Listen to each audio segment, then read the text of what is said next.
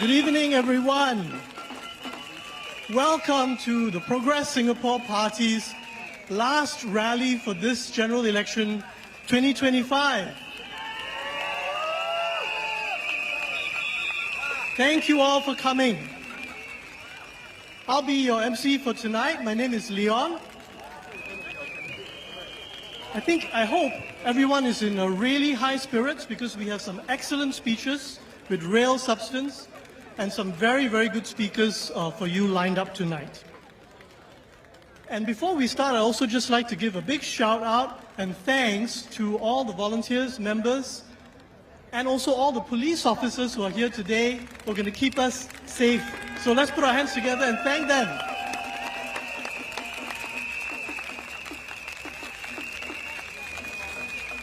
And before we get started, I would like to invite all of you to take out your phones and follow us on Facebook, Instagram, TikTok, and YouTube. So our handles are printed on the backdrop behind me. So please take out your phone and take a photo of that. And I hope you'll follow us on the social media platforms because we will be posting content over the course of tonight. So please do follow us on those platforms to read our content. And please also visit our merchandise store and buy some of our merchandise items. If you'd like to support us, we'd be very grateful for that. And included in those merchandise items are the baby otters and the grown-up otters as well. Right, the otter family, which is the PSP mascot, as you can see here. Now I'd like to start the event. Let's get going. And I'd like to start by inviting our candidates onto the stage. So please put your hands together and welcome the 13 candidates of the Progress Singapore Party onto the stage.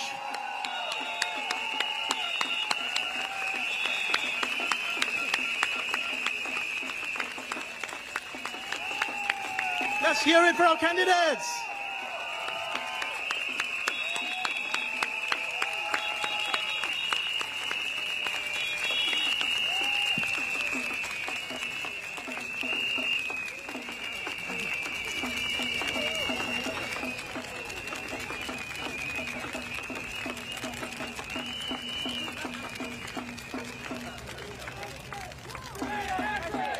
Let's hear it for our candidates from the Progress Singapore Party.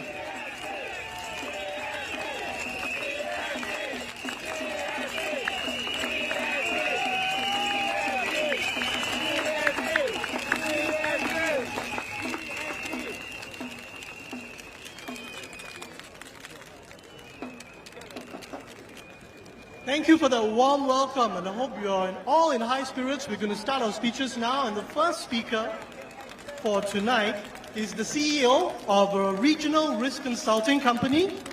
He has held leadership positions in various multinational companies and has also served on the management committee of the NUS Society for many years. Please put your hands together to welcome our candidate for Marymount SMC, Jeffrey Khoo.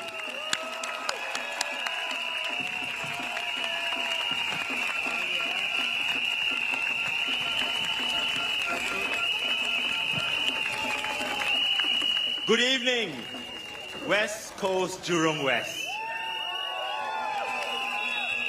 Good evening, Singapore. It feels so good to be back. This was where I first stood in 2020, West Coast GRC. This is where the spark was lit.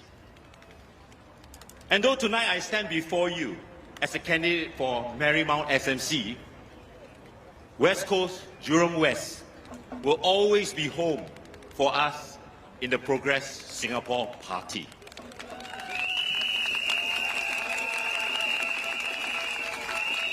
Because this is where we made our stand, where we challenge the status quo, where we prove that Singaporeans are not afraid to speak up, to stand tall, and to ask for better.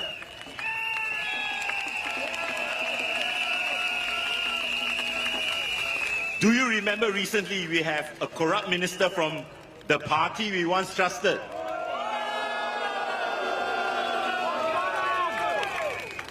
And And tonight, we are back. Back with stronger resolve. Back with clearer eyes. Back with Dr. Cheng Bock.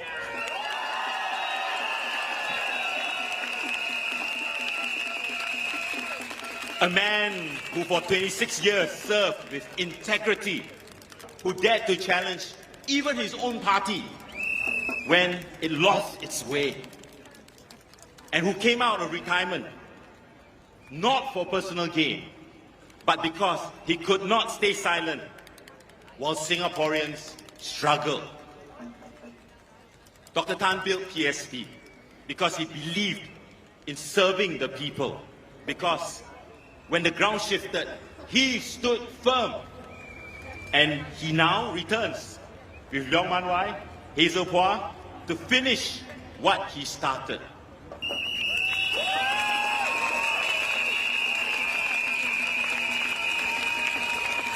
Ladies and gentlemen, PSP was not born yesterday. It was Dr. Tan who championed the use of CPF for children's education. It was Dr. Tan who pushed for free HDB parking on Sundays and public holidays to strengthen family bonds. It was Dr. Tan who stood firmly against the nominated Member of Parliament scheme, arguing that every voice in Parliament must be elected by the people and accountable to the people.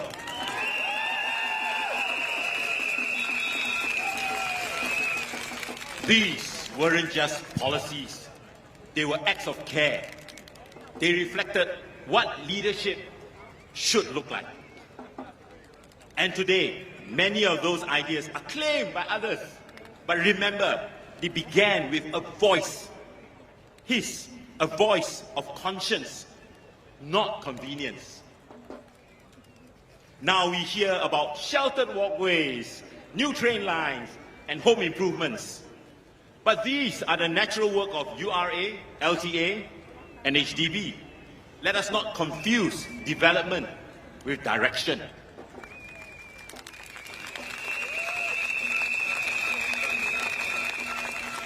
In Marymount, my opponent, Ms. Gan Xiao Huang, speaks of estate upgrading, of active aging centres. She paints a glossy picture of progress. But let me ask you this. Are we truly progressing? If our elderly need more centres to stay occupied because their children are just too exhausted by long hours and high costs, are we truly listening? If dialogues are held but the same problems echo back for years without any resolution. She says, I am not alone, referring to the GRC level support. But Marymount is a single-member constituency. And in an SMC, you cannot outsource leadership. You must carry it yourself.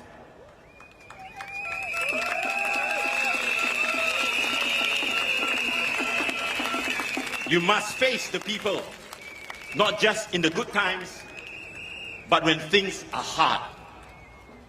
Leadership in an SMC is not about slogans, it is personal, it is direct, it is accountable.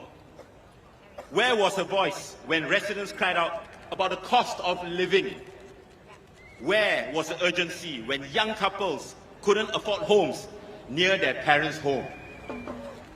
Where was the strength when our seniors who gave their lives to this country now worry about outliving their savings? I have walked your blocks. I have stood at your void decks. I've looked many of you in your eyes. And I've heard your stories. Stories of stress, of silent struggles, of being left behind. So let me tell you now, I will not just visit, I will stand with you. I will not just listen, I will act. I will not just manage, I will challenge the systems that hold you down.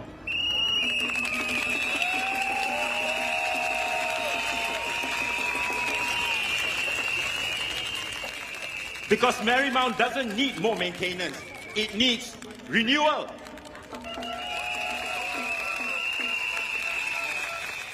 We don't need smiles on posters, we need a voice in Parliament. One that speaks truth to power.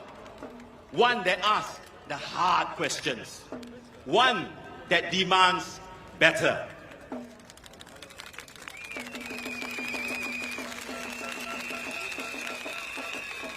Honestly, how often have you heard Ms. Gan speak for you in Parliament? This election, I'm not offering token schemes or shiny headlines. I'm fighting for a real safety net for our seniors, a job market that prioritizes our local talents, our people. A fairer, a more balanced education system. And speaking of fairness in our education system, you might have heard a recent proposal made by a PAPMP. He suggested that degrees from our local universities should come with a 5-year expiry date. Yes, you heard it right. Your hard-earned degree, after years of sweat and sacrifice and study, would become just a worthless piece of paper after 5 years. As a local graduate from NUS myself, I was deeply insulted by this suggestion. Education in Singapore is already incredibly stressful. Do we really want our young people to live in fear that every 5 years they'll have to prove their worth all over again? Do you know who made that proposal? It was one of the PAP candidates right here in West Coast, Jurong West. Well, later he backtracked. He said, I only wanted to draw attention to lifelong learning. He says, let's put a 5-year timestamp on your degrees. I say, let's put a 5-year timestamp on his term in Parliament.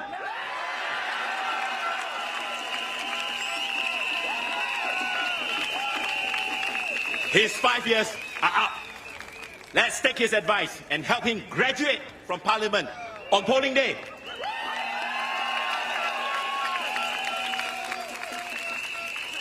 Let me be frank with you. I may not have all the resources of the ruling party, but I have something far stronger. I have the will to fight for you.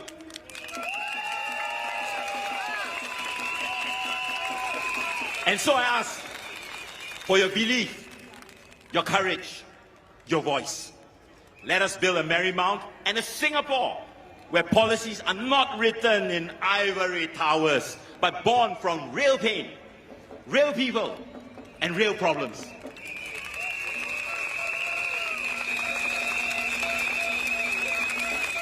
Where leadership is not about appearances, but about showing up day after day. Let us remind those in power, Singapore belongs to her people, not just her planners. Tonight, I urge you to support Dr. Tan, Hazel, Mun Wai, Sunny, Lakey, here in West Coast, Jurong West.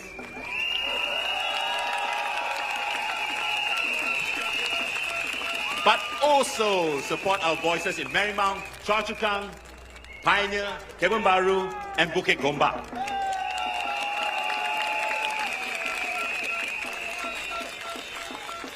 Because this is bigger than one SMC or GRC. This is about the soul of Singapore. This is the real Majula Marymount. This is the real Majula West Coast Jurong West.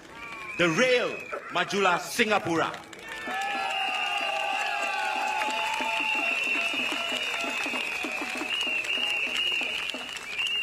Vote for the courage to care. Vote for Progress for All. Vote for Progress Singapore Party.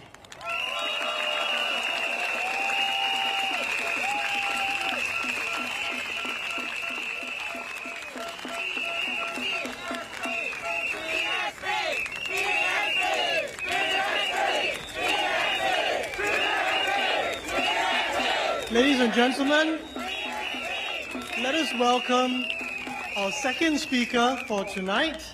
He's an entrepreneur and business chamber leader. He has decades of experience working abroad.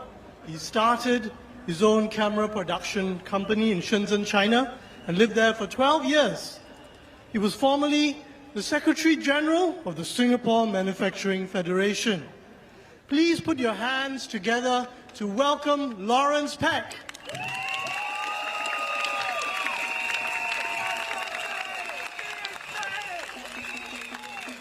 Good evening, everybody. Thank you for coming out tonight.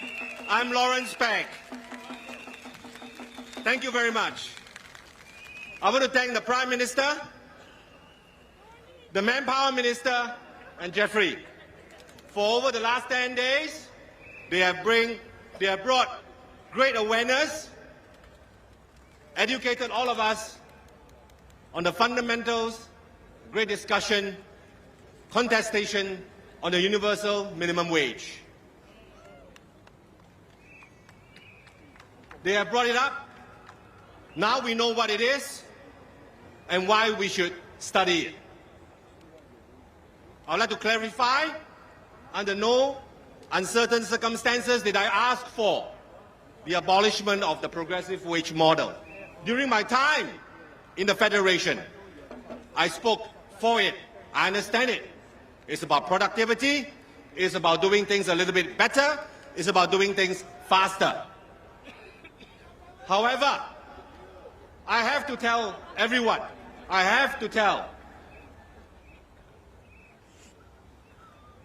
that it is not a binary choice. It's not an either-or. We should start the feasibility study of the universal minimum wage because we can do it. 30 out of the 38 OECD countries have a universal minimum wage. As the Manpower Minister, I asked the Minister Tan, Dr. Tan, that he should ask the local workforce if they would like to have a universal minimum wage in Singapore. Over the last 10 days, we have achieved clarity, we have achieved courage, and God willing, we would possibly have achieved change. I would like to talk a little bit about change, and that is something that it's time for us to vote for now. This general election, in 48 hours' time, we have to vote. We go to the polls. If you believe that that organization, that is the PAP, that forms the government, that they will change, they say that they will change, I'm telling you that you'll be sorely disappointed. Why should they? If they don't have to, why should they? 如果你唔俾佢呢個原因，佢點解要改？佢唔使改。點解要改？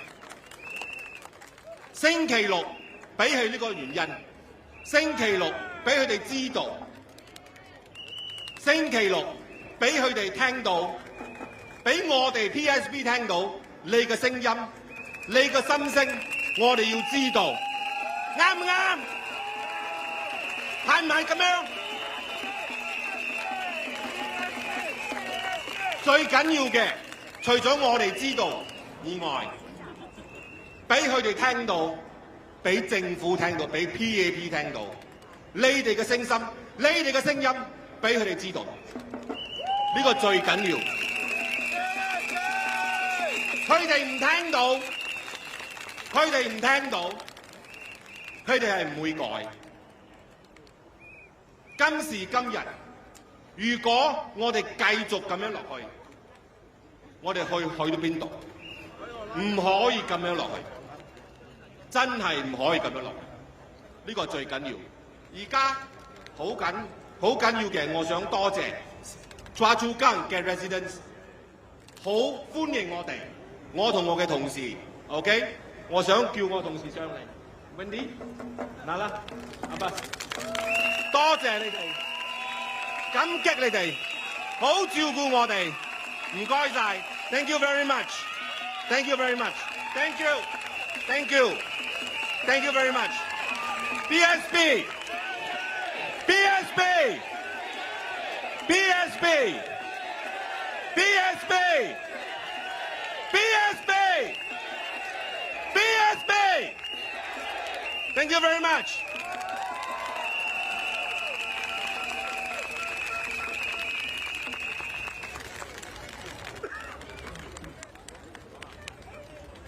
Thank you, Lawrence.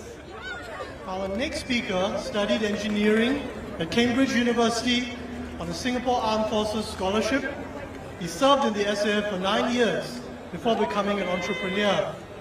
Over the last 2 decades, he has co-founded several successful and award-winning businesses in the education and gaming industry.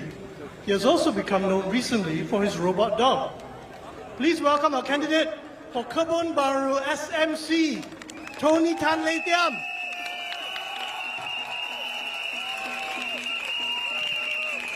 Thank you. Good evening. I think firstly, I want to give a heartfelt thanks to all the volunteers, the PSP members, of which otherwise all this wouldn't happen. Believe it or not, all of us have pounded the road a lot. I understand that some of the volunteers and the PSP members are still actually delivering flyers, all right, at this time. Thanks to all of them, without which this is really not possible. It's a long journey, but we are prepared to work with everyone who are prepared to work with us. Hi everyone. Let me first give a shout out to the residents in Kebun Baru. We recently visited the Sembawang Hill Estate and noted a worrying number of dengue cases in the area. A banner on site reported 90. According to the latest NEA, the number has risen to 98. Other adjacent area has just reported 2 to 9 cases. In addition, we have alerted Town Council about stagnant water collected in disposable food containers on the roof of Block 115, Ang Mo Kio Avenue 4. Photographs have been sent to the Town Council. I hope the authority will work with the residents to quickly contain the spread of dengue. Fellow Singaporeans, you'll be voting on coming Saturday.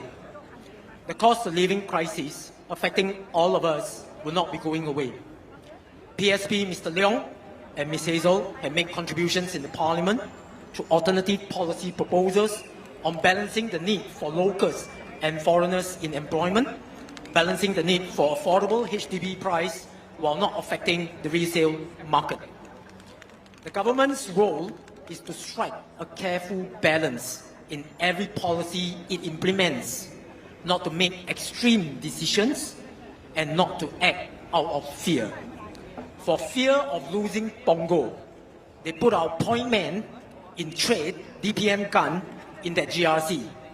For fear of losing some seats, fishers are given $1 voucher for 30 eggs, free bus service, $1 million developmental plan, especially for GRCs that are hotly contested. We are on a slippery slope. Are more money going to more certain GRC? Is our taxpayers' money being spent fairly? Michael Sandel, a political philosopher at Harvard University, talks about why we should worry when we move towards a society in which everything is for sale. Is your vote for sale? Is your vote for sale? The PAP says that their MPs spoke up and have direct channel to the minister. If so, why the price of everything keeps going up? Why the PAP MPs did not stop the GST hike, the SNCC price hike, and the government fees hike? Singaporeans feel the weight of rising costs tighter budgets and mounting pressure on their daily lives.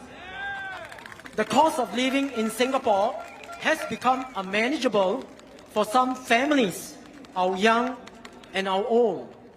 We cannot accept that hardworking Singaporeans are forced to cut back on essentials just to keep up. This is not the Singapore we built together. Dr. Cheng Bock is always about looking after the people. To contain rising costs of living, PSP proposes hawker stall be charged a monthly base rent of $500 or 3% of gross turnover, whichever is higher, to bring price of cooked food down. 家有一老，如有一宝. An elder in the family is like a treasure. PSP under Dr. Cheng Bock will review all policies that contribute to cost increases from manpower quota, import taxes, GST, COA. Call on the government to freeze all government fees and charges during this review.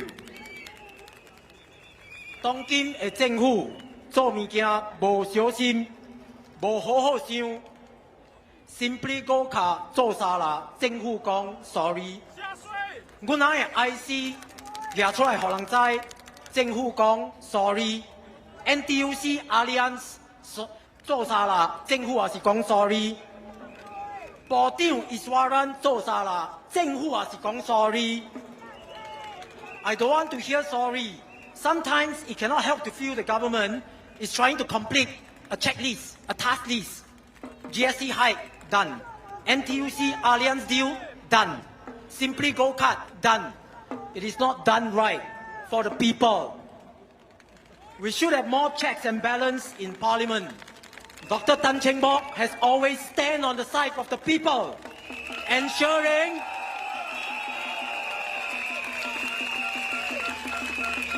Dr. Cheng Bock has always stand on the side of the people, ensuring they do not end up with the shorter end of the stick.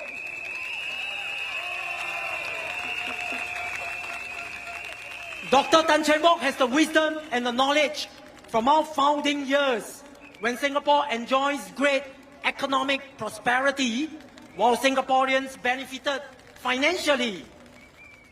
On coming Sunday, PAP could win the same large majority with only a handful of WP MPs. PSP will be no more in Parliament. What would happen in the next 5 years? Continue rising cost of living, higher HDB price, more taxes, more vouchers? Is this the way forward for our future generation? Vote for West Coast Jurong West. Vote for Chua Chu Kang. Vote for Marymount. Vote for Pioneer. Vote for Bukit Gombak. And vote for Kebun Baru.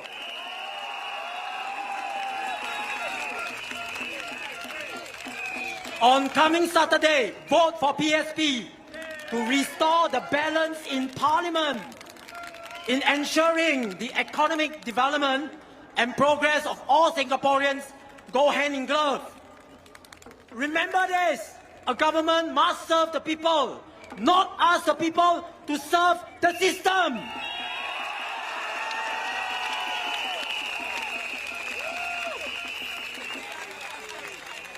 Hy vọng您能支持 PSP， 投 PSP 一票，投Cheng Bock 一票。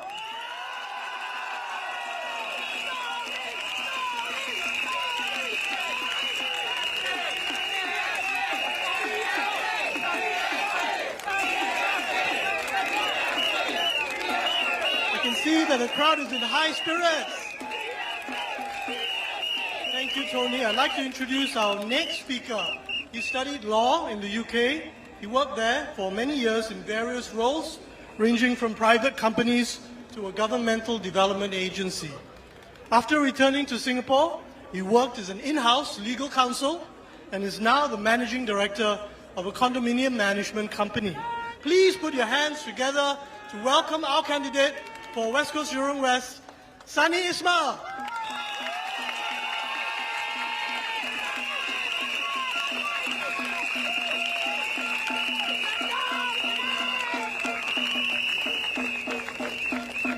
Good evening, everyone. Dacia Wan Shanghao. Salam Sejahtera.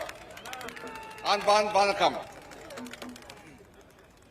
During my campaigning journey, I am privileged to have met many Singaporeans across all age groups who care deeply about the current state and the future of our Singapore. In general, there was a common theme: the need for a government that cares and listens to its people. Just because of the supermajority status, the PAP government of today know that they can do what they like, when they like, how they like, and we just have to accept it. Do you agree? Do you agree that this has to change?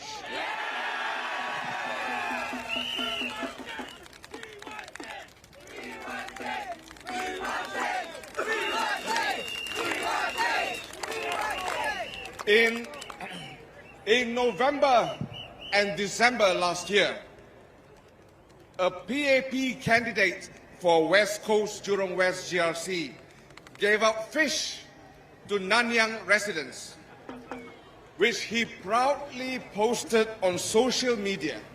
And one of the postings he said, and I quote, "It's our way of helping with the rising cost of living," end quote.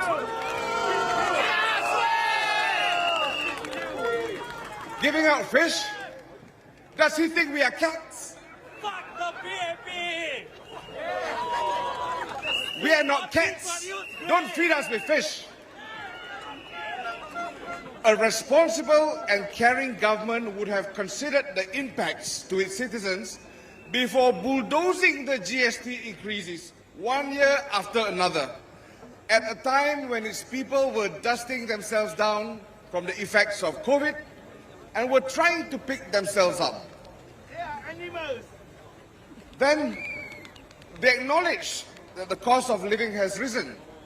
They give out vouchers or $1 deals like buying eggs for $1, or in a particular instance, gave out fish.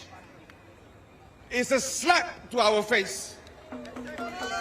If they are serious, if they mean business, if they care for Singaporeans, to tackle the rising costs, implement PSP's proposals on the GST, bring it back down to 7%, exempt GST on essentials. Do it.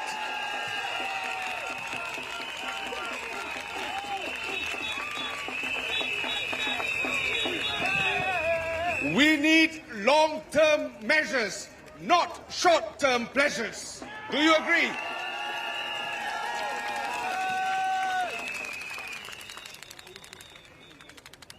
A former PAP MP had said it was the policy of the PAP government to grow at all costs, no matter what happens, to grow the economy aggressively. People suffer or don't suffer, we'll worry about it later. They don't care.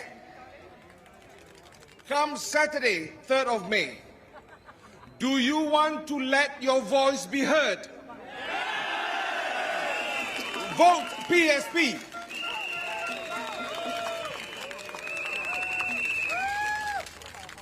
Fellow Singaporeans, I had spoken about the 3 additional public holidays proposed by PSP, which included Thaipusam.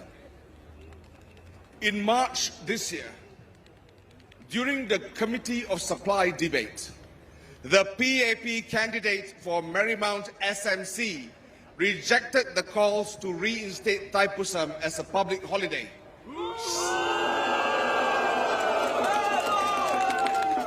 stating that the current holiday structure was carefully considered to maintain social harmony and should remain unchanged. What was she talking about? I have no idea. That's right. We teach our children from a young age on the national pledge that we pledge ourselves as one united people, regardless of race, language, or religion. And then here we go, Thaipusam was rejected to maintain social harmony.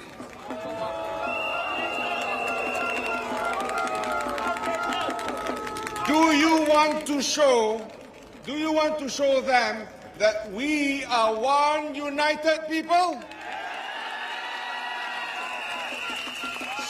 Saturday, 3rd of May, vote PSP.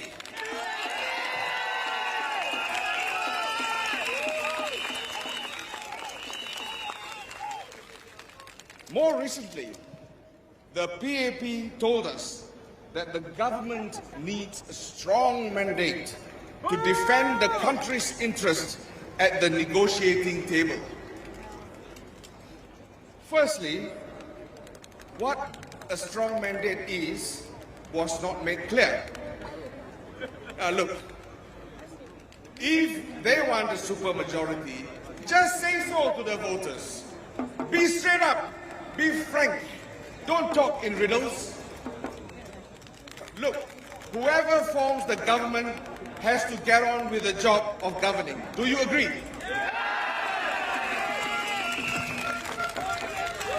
When you go to the negotiating table, you are the government and your responsibility is to protect and defend Singapore's interests. No one is going to say, oh, you only have 55% of the votes. Utter nonsense. Other countries will view Singapore as Singapore, period. So I say, stop the scaremongering. And if you don't have what it takes to govern, give it up. Let the next better person do it. We are not short of people.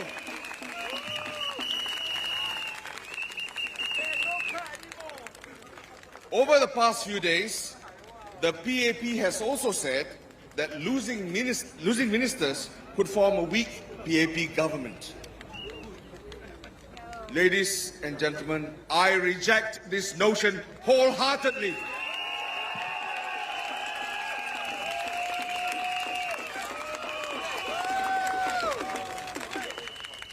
I feel sorry for the PAP candidates that are put forward at these general elections. The statement from the PAP, losing ministers could form a weak PAP government, appears to say that the candidates, new or old, put up by the PAP, are not fit to take up leadership positions. Then I have to ask, if they are not ready to lead, what are they ready for? Sleeping. To follow? Then to follow who? To be the yes man and follow the leadership of the PAP, or to follow to the needs of the citizens? Ladies and gentlemen, you know what? The PAP government of today is out of touch and complacent, which is why they could go around saying the things they did, even if it amounts to scaremongering. I have a question for you. Do you want to show them that they can no longer scare you or frighten you anymore?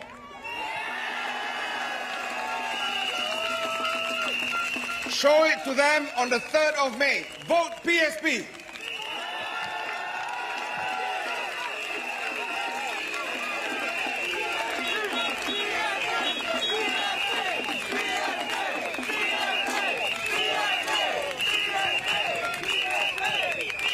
Residents of West Coast, Jurong West GRC, I thank you for the warmth you have given me and my team during our walkabouts and door-to-door visits. Thank you, xie xie, terima kasih, nandri.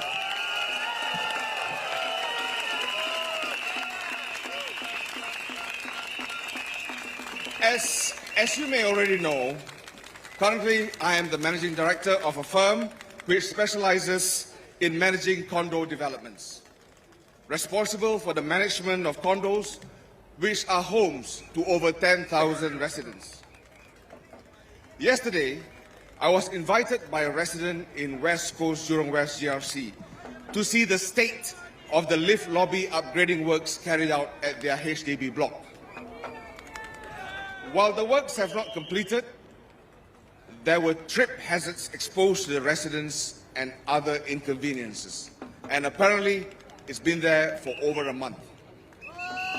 While I was there, I also met other residents of the same block, all of whom reported the same concerns to me.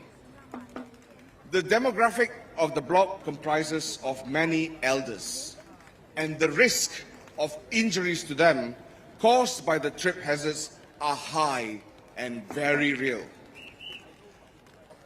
They informed me that they had reported the matter to their MP and town council, but nothing has been done. I was also shown several more horrors. One, that the recent improvement works carried out at the bin chutes are already dilapidating. Two, unfinished works at the sheltered linkways. Three, leaks from ceilings at the common area when it rains.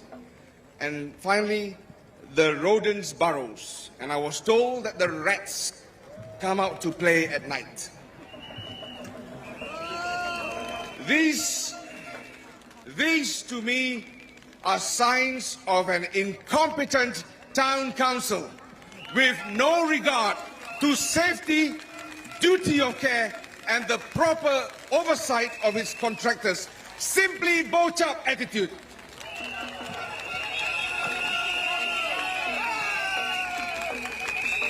From condominiums to HDB flats, safety is not a luxury, it is a right.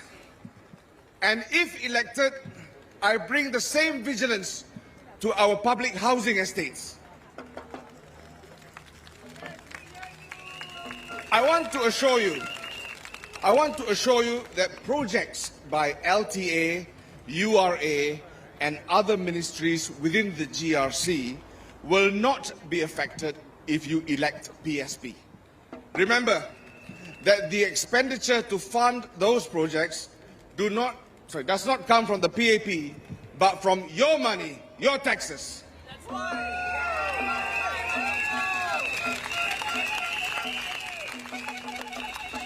The regular maintenance works like cleaning, refuse disposal, landscape, pest control, the general municipal services would continue, and a PSP town council would better and closely manage the provision of these essential services to the estates within the GRCs and the SMCs.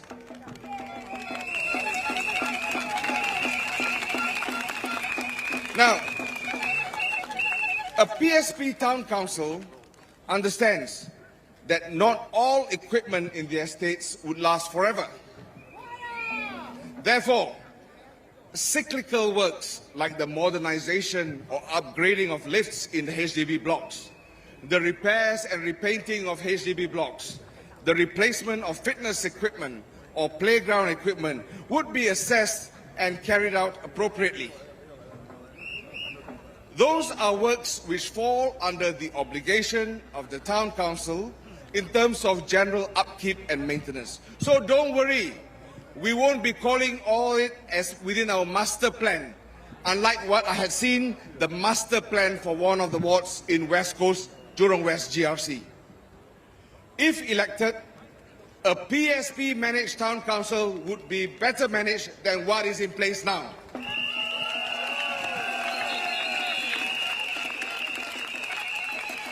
And I wish to repeat what I had said before, that if elected, we will study and explore ways how to make the constituencies socially and economically vibrant.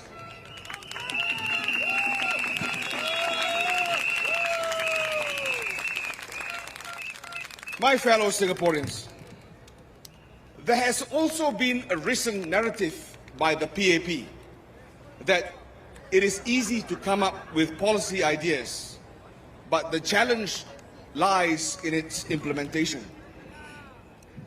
I welcome that narrative, which admits that the PAP is not the master of implementing policy ideas, which is why we need more alternative voices in Parliament. Now, more heads are better than one, don't you agree?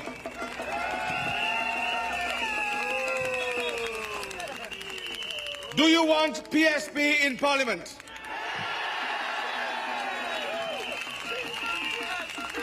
When do you want them in Parliament?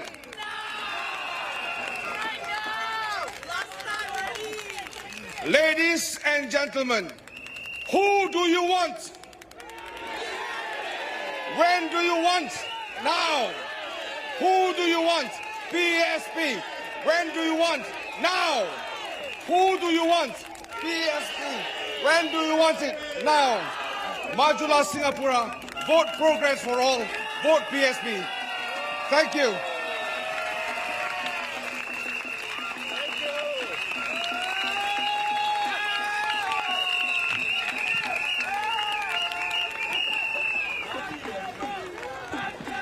Thank you, Sunny. Are you all feeling good?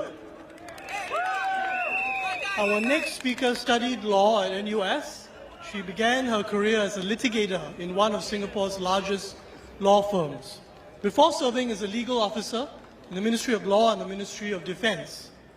She put her career on pause to be a full-time caregiver to her 2 children. She's now running for the PSP as our candidate in Pioneer SMC. Many of you would have seen her representing the PSP at the Channel News Asia Political Roundtable on Sunday. Please put your hands together to welcome Stephanie Tan.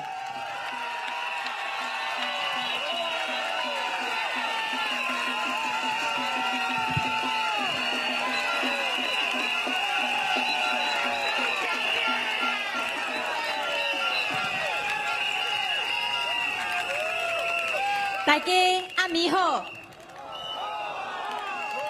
我是陈芬妮，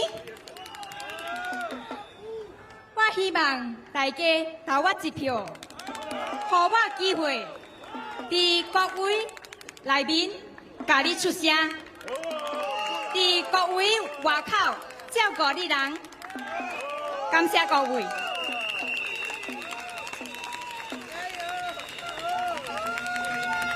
新區嘅居民晚上好，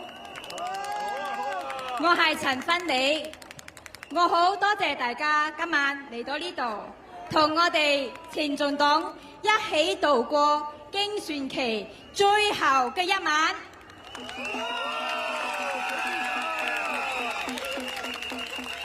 但係今晚唔係終點，反而係先驅新嘅開始。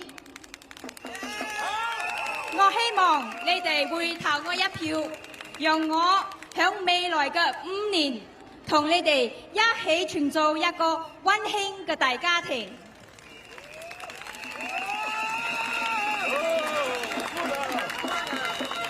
先驅的居民，晚上好，我是陳芬妮。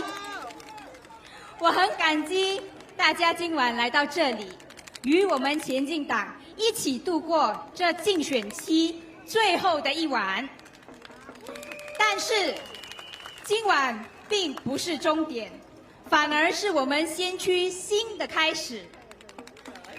今晚在這群眾大會是我這次競選中最期待的。我小時候住在玉郎西第52街大牌535，我就讀如郎小學。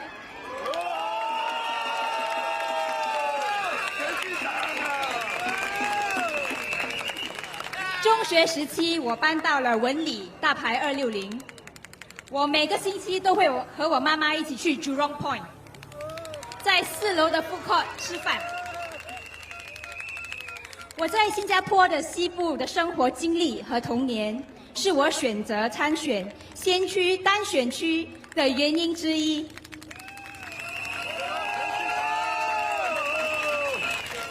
我覺得先驅是一個樸實而又很溫馨的地方，它就像一个中心地带，代表着像你我一样的普通的新加坡人。作为一个每天都煮饭做饭的人，我注意到居民需要走蛮远的路才能到达18沙，而这对于一些老年人来说，提着重的东西乘搭 MRT 或巴士很不方便。先区里的商店、超市和饮食场所也不多，除非居民都去 Jurong Point。所以，如果我当选，我希望推动政府在先区里建造18沙，也增加更多商店、超市和饮食场所。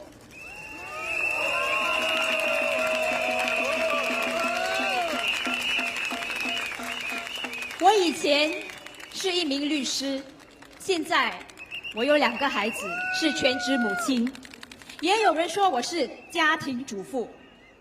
其实，在新加坡做一位家庭主妇，或者是志愿看护者，并不容易。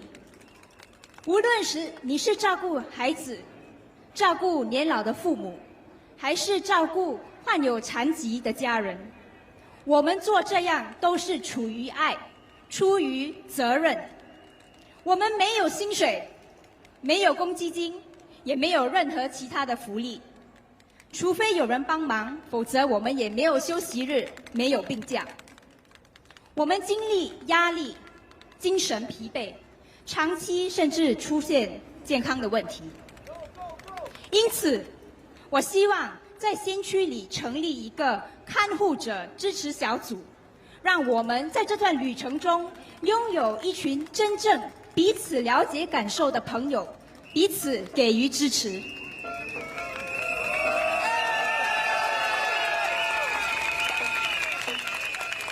前进党在过去的5年里，在国会提出了60多项政策建议。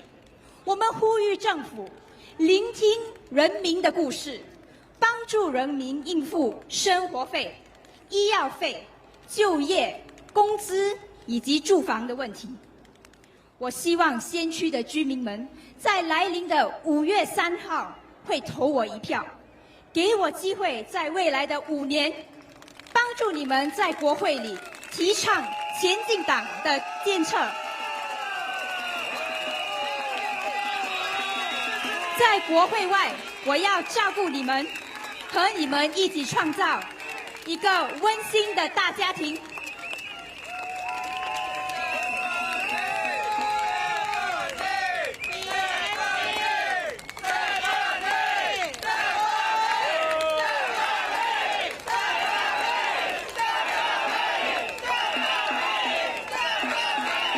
Good evening. Good evening, dear residents of Pioneer SMC. Good evening also to the residents of Jurong West, West Coast GRC.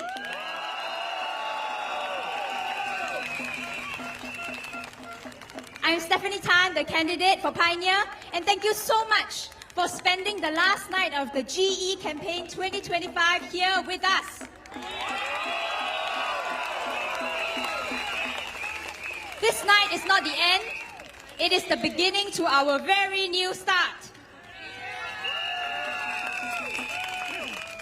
This rally tonight here in the Jurong West Stadium is the one that I have been looking forward to the most. I grew up in Jurong West and then in Boon Lay, and I spent much of my childhood roaming Jurong Point. Although I have been told that this SMC might be a tough fight, this is the place that holds much of my childhood memories, where I feel most at home.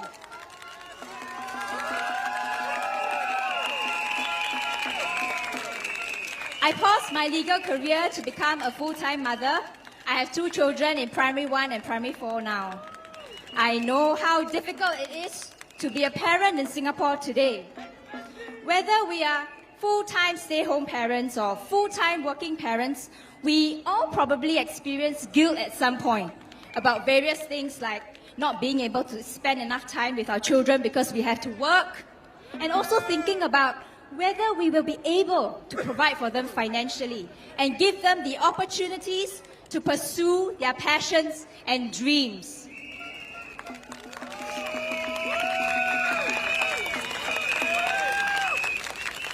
This is the big picture that we see here at PSP. When we, as a country, struggle with financial security, job security, high housing prices, expensive medical care, we become hamsters, running a wheel, constantly trying to just keep up to survive. We work incredibly hard so that we keep our jobs. In the process, we might neglect our health, both physical and mental. Our young stop dreaming. They stop taking risks. We all just want to do what is safe. As individuals and as a society, we stop thriving and growing. But we could all be so much more.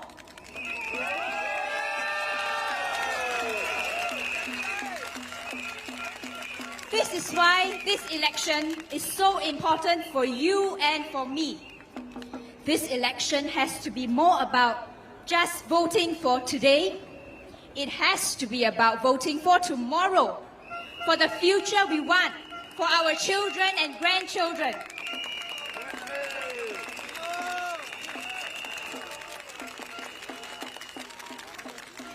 PSP's manifesto is a culmination of concrete policies which, when read together, create an alternative vision for what Singapore can become.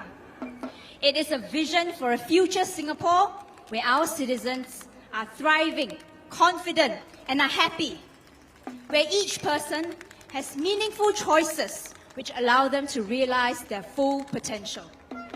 We can see that vision and that future. And tonight, I want to tell you what that vision is.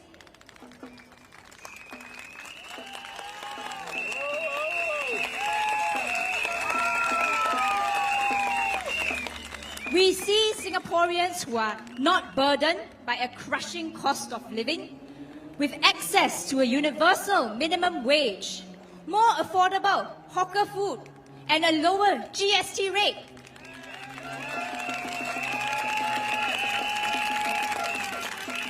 We see Singaporeans who can compete fairly for jobs and get access to good career, working alongside foreign workers and professionals, but they are there to complement us, to support Singapore-based companies.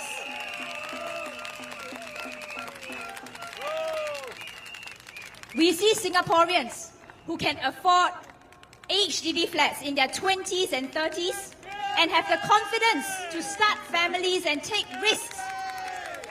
Whether it is becoming an entrepreneur or taking time to study and reskill.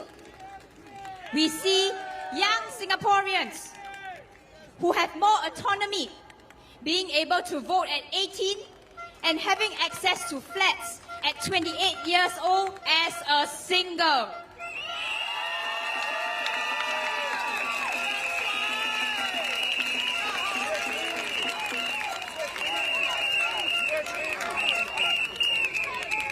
We see Singaporeans who can better balance work, leisure, and family life with more public holidays, a right to disconnect from work, and better mental health treatment services.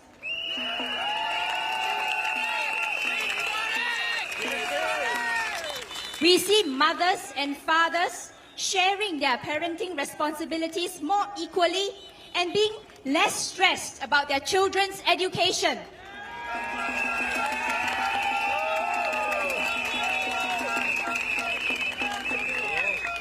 We see Singaporeans who are confident and creative because the education system gives them more options and focuses on building not just their work skills, but also their abilities to communicate and interact with others to navigate complex social situations.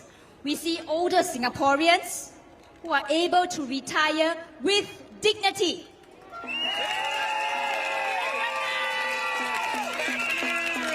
Who are financially secure and ready to spend their silver years pursuing their interests. We see Singaporeans having a healthier democratic society for their participation and their protection, with reforms to the GRC system and how electoral boundaries are drawn.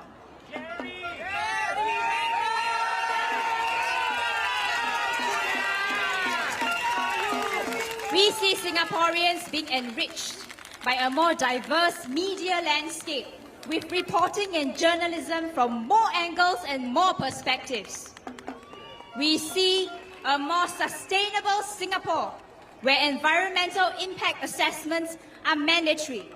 Now, the Singapore glass is half full. There are many good things that we must defend about Singapore.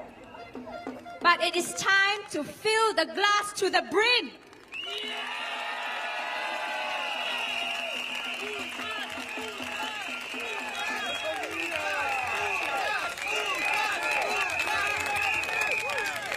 We hope that you share PSP's vision, and we want to turn this into a reality.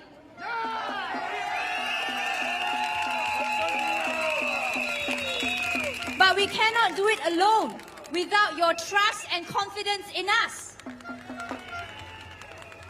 We decided to field only 13 candidates for this general election. We are a small party, but we have big dreams. Come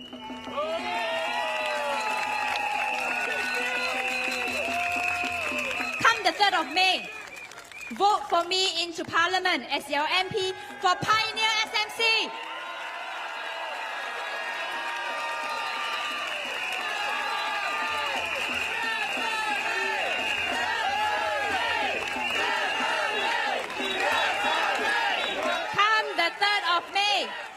Please vote for other 12 candidates into Parliament so that we can be your voice, your fighters, your servants to make your lives much, much better.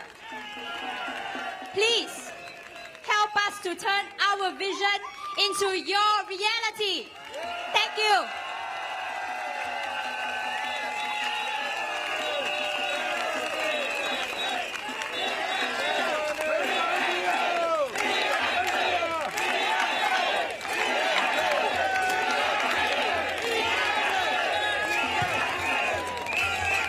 Thank you for your cheers. It's great to feel the atmosphere and the spirit of the crowd today. And before we introduce our next speaker, I would like to welcome to the stage a man who needs no introduction, the chairman and founder of the Progress Singapore Party, a man who is well known to Singaporeans for his courage and his sacrifice, Dr. Cheng Bock.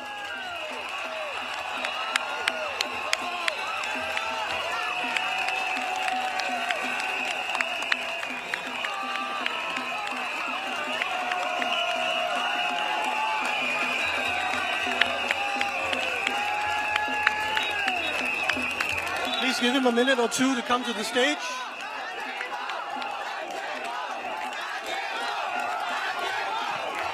Cheng Bock! Cheng Bock! Cheng Bock! Cheng Bock! Cheng Bock! Cheng Bock!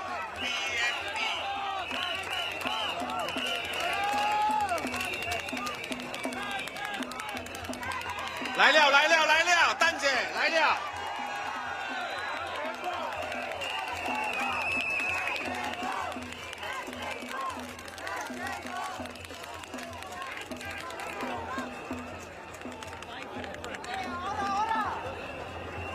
来了来了，丹姐啊，真多人真多人。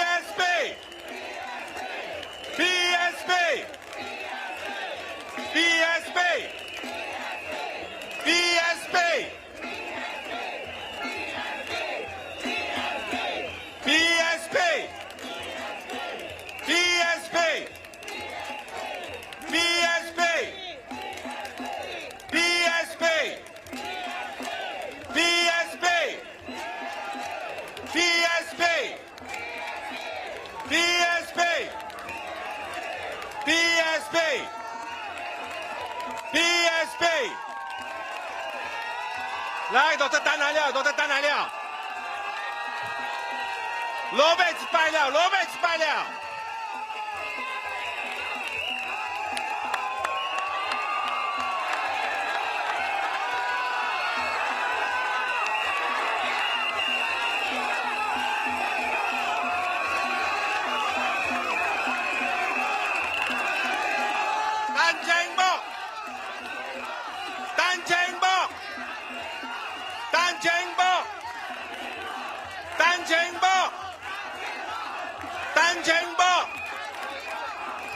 Cheng Bock，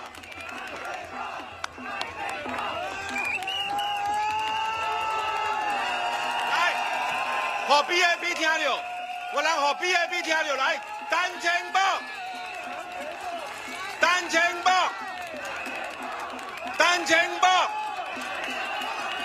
Cheng Bock， Cheng Bock， Cheng Bock， Cheng Bock。Cheng Bock，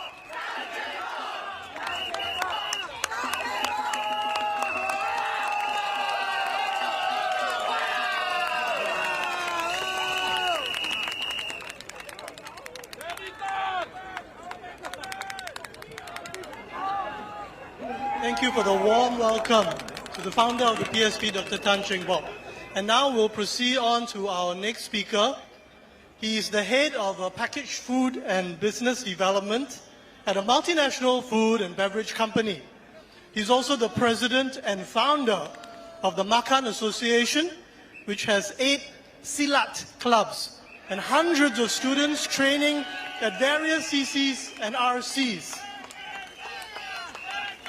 Please put your hands together and welcome the candidate for West Coast Jurong West GRC, Mr. Sumalaki Amja.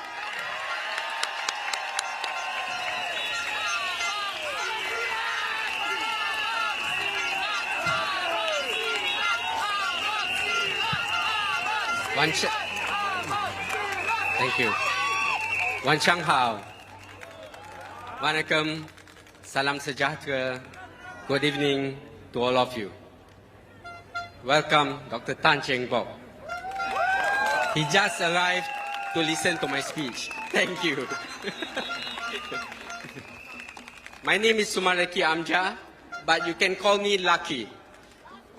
And come 3rd May, if not the 4th of May, I hope the PSP will be super lucky.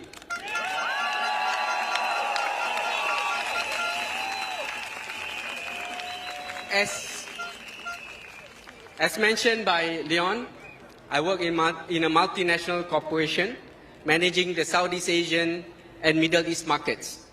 I travel widely and I've seen many countries around the world. Tonight, I humbly stand before you as PSP's candidate for West Coast Jurong West GRC to be elected to Parliament to serve our residents.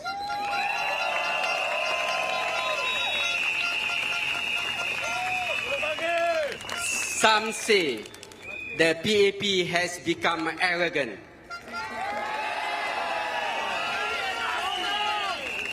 We, the PSP, we are here to promote, to serve as servant leaders, not servitude to the leaders.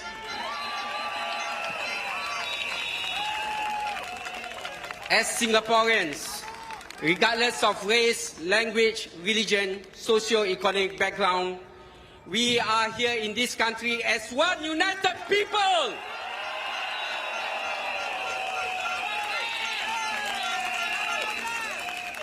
We must help one another in the best possible way we can.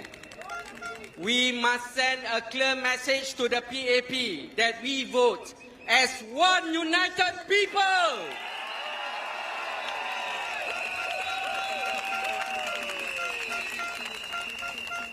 For this GRC, every single vote counts. As you know, every single vote counts. We need your help. We need your help to convince fellow Singaporeans, fellow citizens. your family and friends, your neighbors, your relatives to vote for the alternative. We need to convince our Malay brothers and sisters to not be afraid of voting for the opposition.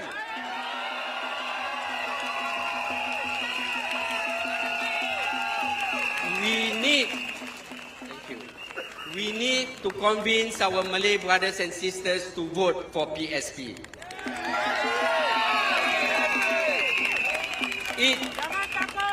It is in this context that I seek your permission to address our Malay audience in Malay, to share with our Malay community on how we can uplift ourselves so that we can move up the socio-economic ladder beyond the PAP's failed policies. Boleh? Esai boleh? Esai ya? Sia-sia. Kamsia. Para hadirin dan hadirat yang saya hormati, nama saya Sumarleki bin Amja. Saya adalah anak Melayu biasa, lahir dari keluarga sederhana. Tidak ada pangkat, tidak ada darjat. Hari ini saya berdiri hadapan anda sebagai seorang profesional yang mengetuai operasi pasaran Asia Tenggara dan Timur Tengah bagi sebuah syarikat antarabangsa. Saya ada ijazah sarjana muda kepujian dari NTU dalam perniagaan. Saya ada sarjana pentadbiran perniagaan dari UK. Saya juga ada diploma posiswaza dalam pengurusan strategik. Saya telah menjelajah dunia ke lebih daripada 60 negeri. Bukan sekadar untuk perniagaan atau pelancongan, bukan untuk holiday saja, tetapi untuk juga menimbul ilmu, pengalaman dan jaringan network. Bak pepatah Melayu, jauh perjalanan, luas pemandangan. Akan tetapi, saya berdiri di sini bukan untuk bermegah. Jauh dari itu. Saya bukan bongkak, saya bukan angkuh, saya bukan PAP. Saya berdiri di sini kerana saya tidak sanggup lagi melihat masyarakat saya terus tertinggal ke belakang.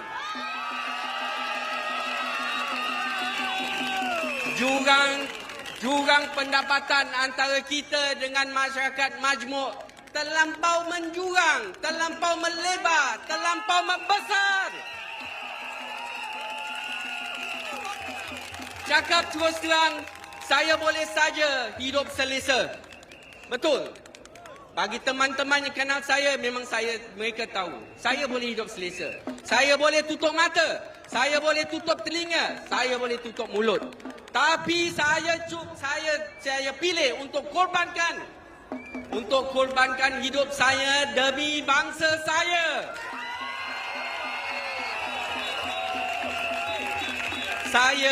Saya ambil risiko untuk menyertai politik, apatah lagi politik pembangkang. Tapi inilah pengorbanan yang saya sanggup lakukan, harus lakukan, kerana saya cintakan masyarakat saya, masyarakat Singapura.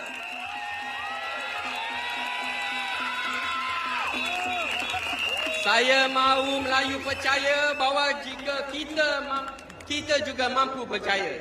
Tidak kira pandai atau tidak, jika diberi peluang yang adil. Kita perlu peluang yang adil dan saksama. Saya bukan luar biasa. Banyak lagi yang berkebolehan, tapi mereka tidak mahu step forward. Mereka tidak mahu ke hadapan. Mungkin takut atau mungkin tidak indah, saya tidak tahu. Tapi setiap orang ada rencana sendiri. Saya cuma tidak pernah berhenti berputus asa. Tidak pernah berhenti mencuba. dan tidak tunduk pada sistem yang menyekat potensi kita. Never give up. Never give up. Sudah tiba masanya kita ubah naratif, ubah arah tujuan negara kita. Mari kita tinggalkan naratif lama yang dah lapuk daripada PAP. Sudah 60 tahun, apa lagi nak ditunggu?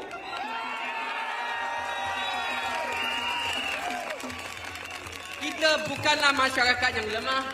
Kita bukanlah masyarakat yang menunggu belas ihsan semata-mata. Kita tak perlu voucher. Kita tak perlu sedekah. Ini politik lapuk. Cukup. Cukup. Lihatlah di sekeliling kita. Lihatlah ke dalam diri kita. Kita adalah masyarakat yang penuh dengan bakat terpendam, potensi yang tinggi dan semangat yang membara untuk memperbaiki diri. Saya ulang, kita bukan masyarakat yang lemah. Jangan dengar apa mereka cakap. Kita boleh. Telah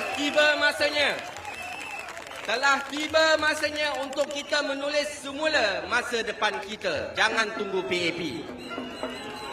Sudah tiba masanya untuk kita mengurak langkah baru bagi negara kita. Semua bangsa bersatu. Kita hanya perlukan ruang. Kita hanya perlukan peluang. Kita perlukan landasan dan keyakinan yang teguh untuk membuktikan kepada diri kita sendiri yang kita boleh berjaya. Bagaimana saya tahu potensi itu membara terang dalam diri kita, dalam diri masyarakat kita? Saya melihat dari anak-anak didik saya dalam lingkungan sahabat handai saya. Contohnya, murid silat saya, Nurin, hanya seorang daripada sekolah menengah. Dia bermula sebagai gym instructor, tetapi sekarang alhamdulillah dia dapat membuka gym sendiri. Bukan hanya di Singapura tetapi juga di KL, di Kuala Lumpur. Inilah minda masyarakat Melayu baru, meneroka ke pasaran rantauan ke Malaysia dan selainnya. Contoh lagi baik. Saya ada contoh lagi baik. For the Chinese, please don't mind me speaking in Malay. I just need to encourage them to vote for us.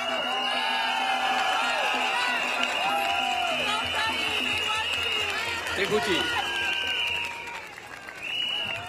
Saya ada contoh lagi baik. Kawan rapat saya Abbas Hamzah.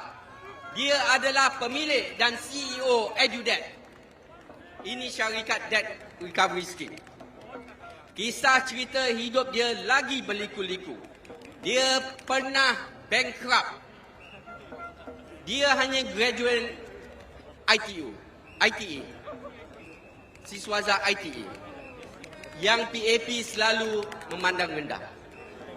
Walaupun dia graduan ITE, dia dapat keluar daripada masalah hutang dia. Dia dapat tempuhi segala rintangan dalam hidup dia. Dan dia dapat membuka syarikat debt recovery dia sendiri. Tanpa bantuan dari mana-mana pihak. Jauh lagi dari pemerintah. He learned, my friend, he learned from his mistakes and went beyond to make a business out of it. On debt recovery.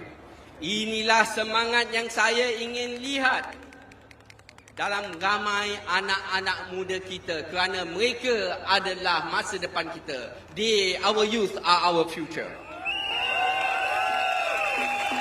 Semangat api membara. Sejak kecil lagi kita diajar bahawa jangan menyerah kalah. Jangan bertanya kepada semua mengapa pula apabila kita dewasa, di sekolah, di kerjaya, dalam kehidupan, kita begitu mudah menyerah. Kenapa? Apakah punca rasa pasrah ini meresap ke dalam pendidikan, perniagaan, kehidupan kita? Why do we have this defeatist mindset? Is it because of system? Jadi, kalau kerana sistem, jangan kita tunduk pada sistem itu. Kita keluar daripada sistem itu. Saya katakan sahabat-sahabat, ia adalah sistem yang terlalu sering menghasilkan perpecahan dari segi kebolehan dan pendapatan. Social stratification. Terlampau teruk. Sistem yang menampar luka sementara, band-aid approach, bukannya menangani masalah secara berseluruh. Seperti voucher. Tak ada duit, aku kasih 300. Apa hal? Betul? Biarlah kita jelas, masyarakat Melayu Singapura adalah luar biasa di Asia Tenggara. Kita dapat pengasuhan bahasa Inggeris yang baik. We speak good English. Kita mempunyai keupayaan untuk menyesuaikan diri di Nusantara. Taraf ekonomi Singapura tinggi dan kita harus menggunakannya untuk kebaikan diri kita. Thank you. Sepanjang hidup saya dalam pendidikan, pekerjaan, persahabatan, saya telah bertemu dengan ramai orang Melayu yang berjaya, yang luar biasa. Jangan dengar apa PAP cakap yang kita tidak boleh berjaya. Kita boleh berjaya. Semangat! Semangat! Semangat! Kita tidak senang menyerah kalah. Kita pendekar. Dan inilah sahabat-sahabat semangat yang harus kita pupuk. Semangat yang kita harus nyalakan dan jadikan lebih kuat dari sebelumnya. Masa untuk naratif baru adalah sekarang. Masa untuk merebut potensi adalah sekarang. Masa untuk bangkit adalah sekarang.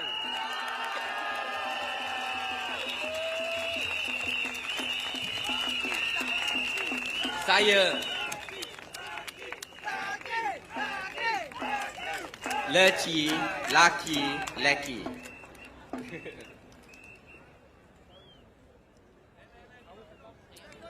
Saya bukan berdiri di sini untuk omong kosong, bukan untuk sembang. Saya ada cadangan untuk masyarakat kita. Saya ada cadangan untuk masyarakat kita. Apa cadangan-cadangan PAP Melayu lain yang tak dapat fikirkan? Kita ada 3 fokus utama. Saya ada 3 P. Bandingkan saya dengan PAP MP yang lain, ya. 3 P. Kita perlukan peluang, kita perlukan pendidikan, kita perlukan permodalan. Peluang. Yang pertama, kita perlu pastikan graduan Melayu diberi peluang pekerjaan yang adil dan saksama, khususnya dalam pasukan beruniform.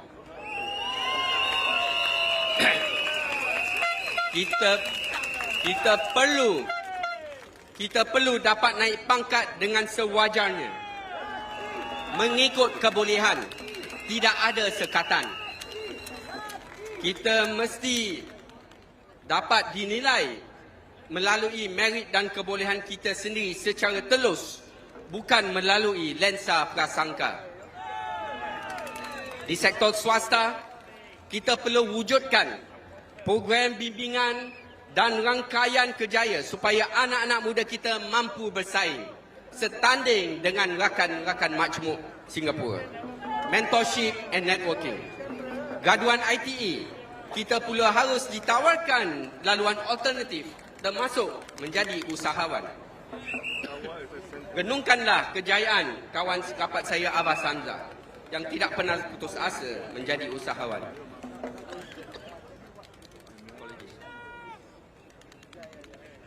Maka ini, saya cadangkan satu badan seperti TAFEP, Tripartite Alliance for Fair and Progressive Employment Practices, diberi kuasa penuh memantau amalan pengambilan pekerja bukan sahaja di sektor swasta tapi juga sektor awam dan beruniform.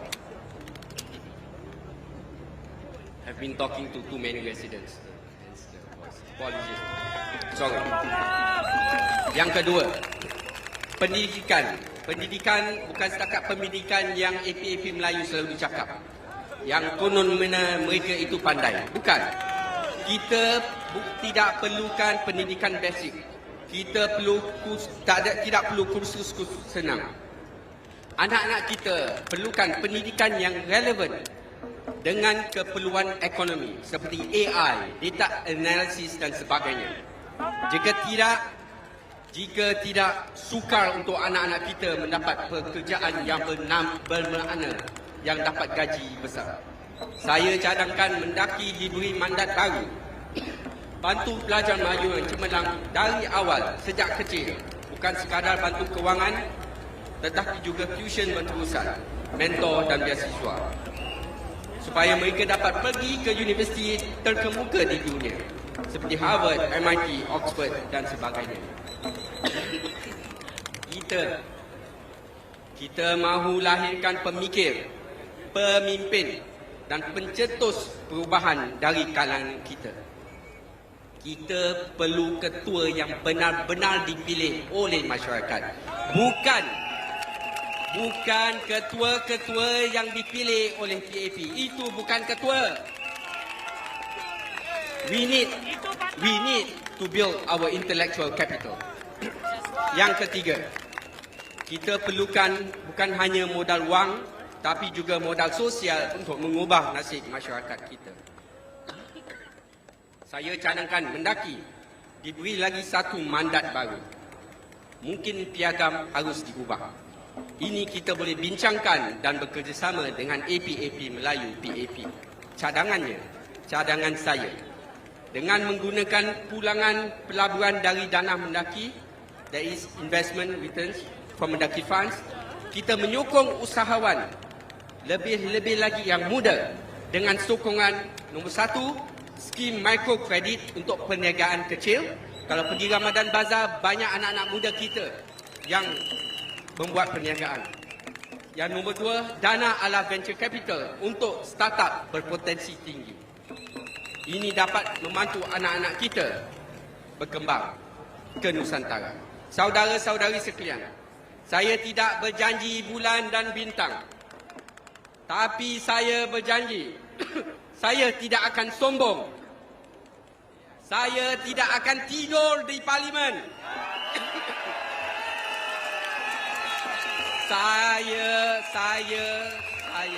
Saya tidak akan diam apabila masyarakat kita dikecam. Kita ada maruah.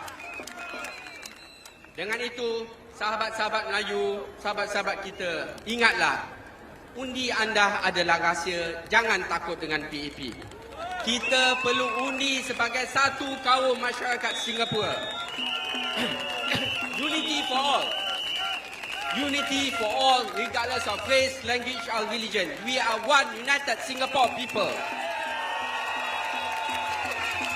Ini kalilah undilah PSP. Vote for progress for all. Vote for PSP.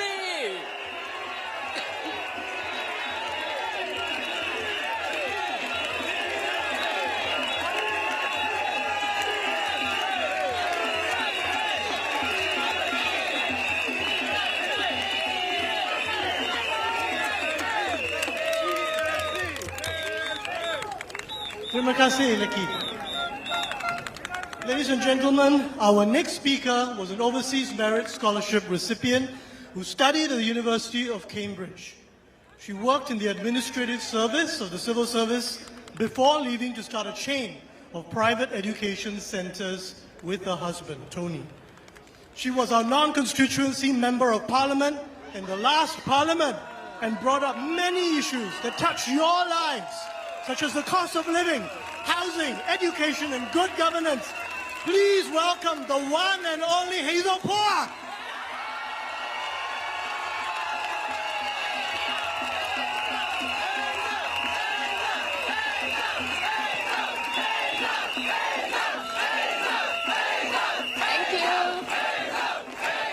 Thank you, everyone.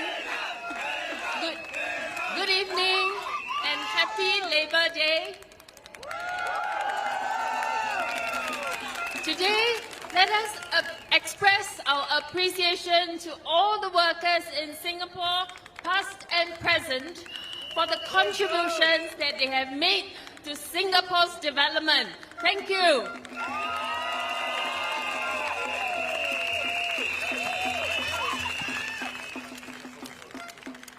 Thank you for coming to our final rally tonight.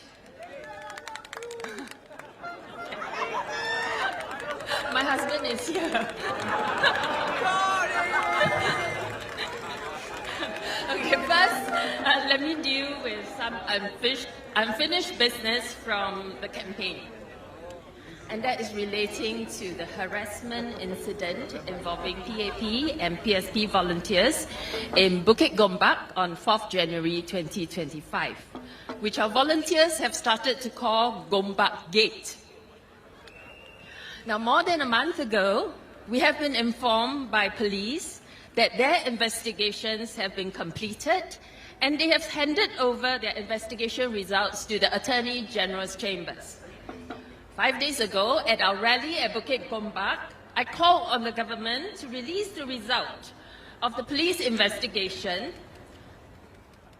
A member of PSP has allegations of assault hanging over him, and we would like his name to be cleared. But we heard nothing.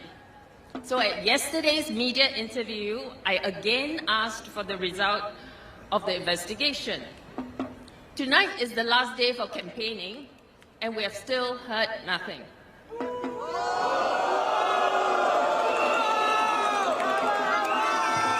Since investigations has been completed and serious allegations about PSP volunteers' conduct have been made, it is only fair that the results must be released before voters go to the ballot in 2 days' time. PSP has nothing to hide. Does PAP?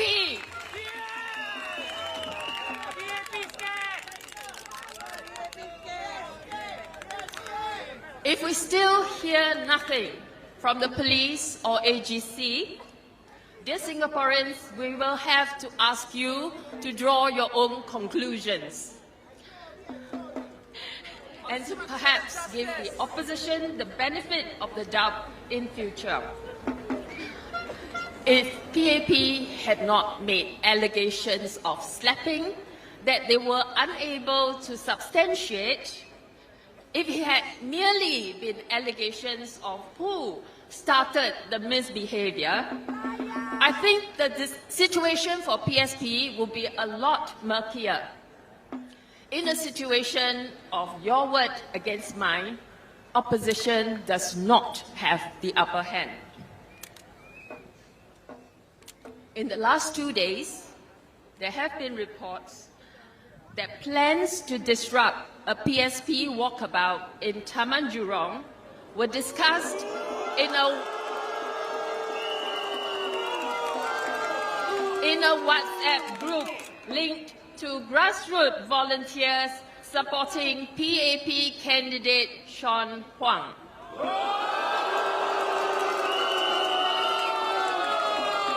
The media contacted us to ask questions about this. They wanted us to tell them whether or not the disruption actually happened. But we don't know. There is no way for us to tell whether or not a person talking to us is genuine or trying to misinform or just take up our time. The most direct and effective way is to ask Mr. Sean Huang. So here, I would like to ask Mr. Sean Huang to please clarify for the media and the public whether or not it is true that his volunteers planned to disrupt PSP's outreach in Taman Jurong and whether it was executed. Since the first generation leaders, PAP has always prided itself in the integrity of their politicians. I hope that this pride is warranted and can be upheld. Next, I would like to talk about an issue that is close to our hearts, housing. Minister Desmond Lee has been the Minister for National Development since the last general election in 2020. What has been his track record? Minister Desmond Lee has claimed that PSP makes assertions with little regard for facts. So let me present the facts and figures to West Coast, Jurong West voters and all Singaporeans. Over the 5-year period from 2021 to 2025, HDB launched over 100,000 flats, or an average of 20,000 flats per year. Minister Desmond Lee has declared that the delays due to the pandemic had all been cleared, and that in the next 2 years, from 2026 to 2027, about 15,000 flats will be built. Is this enough? Let us look at the number of marriages in Singapore. There are about 24,000 citizen marriages in Singapore every year. How can 15,000 new flats cater to 24,000 marriages? Does somebody need math lessons? On top of that, we have about 20,000 new citizens every year. Those unable to get a BTO flat will be pushed towards the resale market, contributing to higher and higher resale prices. Do you really think the PAP is incapable of building more flats? 40 years ago, from 1981 to 1985, HDB built 189,000 flats. That's an average of 38,000 flats a year. Now the government has a lot more resources than it did in the 1980s. Do you think it cannot build more than 15,000 flats? This is less than half the number they were building back in the 80s. Now, for argument's sake, if we accept that the government is unable to build more than 15,000 flats a year, then don't you think that they shouldn't be bringing in so many new citizens every year and add on to our housing demand? The duty of any government should always be to its own citizens first. And housing is a fundamental need. The government must always meet the housing needs of its citizens first. Either they build more flats or they slow down the intake of new citizens. Isn't that logical?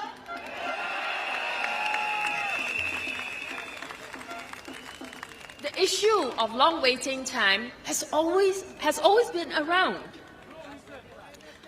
And when the government measures waiting time, it measures the time from successful booking to the point of key collection. It does not include the time when couples apply for flats but were unsuccessful.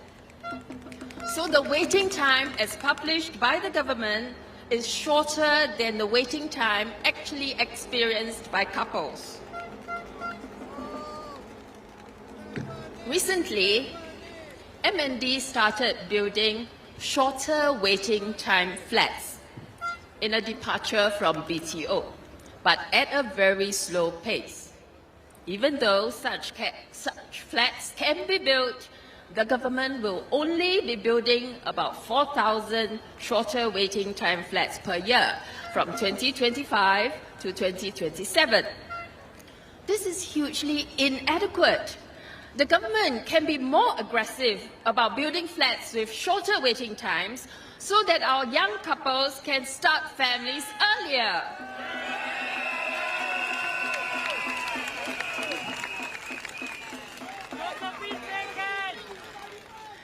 Enough about supplies, let's talk prices.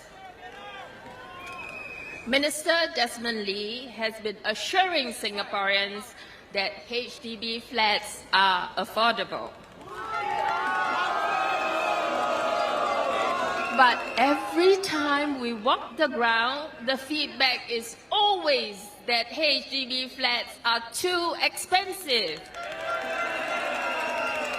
Why is there such a gap between Minister Lee's perception and that of ordinary Singaporeans? Is he getting different feedback, or does he trust his own numbers more? Minister Desmond Lee has shown graphs comparing the trends of median wages to the price of 4-room BTO flats in non-mature estates to justify his view that HDB flats are affordable. But not everybody buys 4-room BTO flats in non-mature estates. Some BTOs are in mature estates which are priced much higher. And since the number of BTOs on sale each year is not enough to meet demand, some will have to buy on the resale market. And we all know what resale prices are like now, right? In 2019 to third quarter of 2021, close to 1/3 of the first-timers buy from the resale market. So if we only compare wages with prices of BTOs in non-mature estates, the comparison is incomplete and thus misleading. Minister Lee has also shown calculations of how the housing installments can be paid fully or almost fully from CPF. Again, these illustrations do not use prices in the resale market, and they do not show how our retirement savings are reduced when we use so much of our CPF savings to pay for our flats over 25 years. From 2020 to 2025, over a 5-year period, resale prices have risen by 53%. Despite all the cooling measures, it has risen relentlessly. A few years ago, the minister explained to us that the rapid rise in resale prices is due to construction delays caused by the pandemic, causing a surge in demand for resale flats. But now that we have cleared the construction delays, resale prices are still rising. While resale prices rose by more than 50%, wages rose only by about 21%. This disparity shows the undersupply of new flats. Now, when resale prices increase, it affects not only those who buy resale flats, but all of us. Why?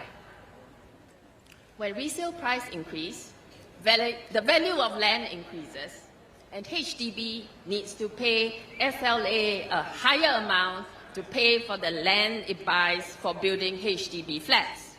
And then that means that the government needs to give a higher subsidy to HDB so that they can pay for the pricier land. Where does this subsidy come from? From taxpayers.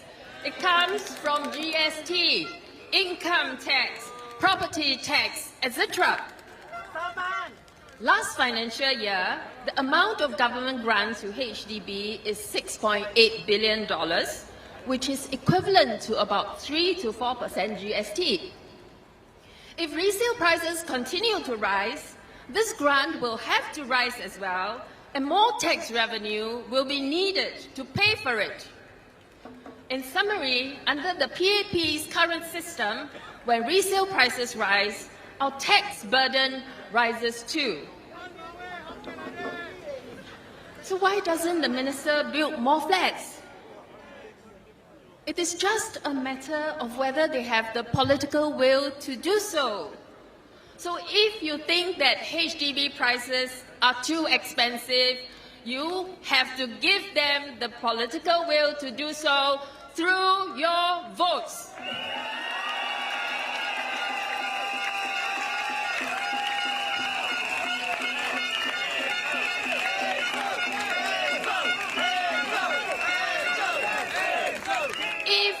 Minister Lee believes in his numbers, then you have to give him new numbers in reduced votes.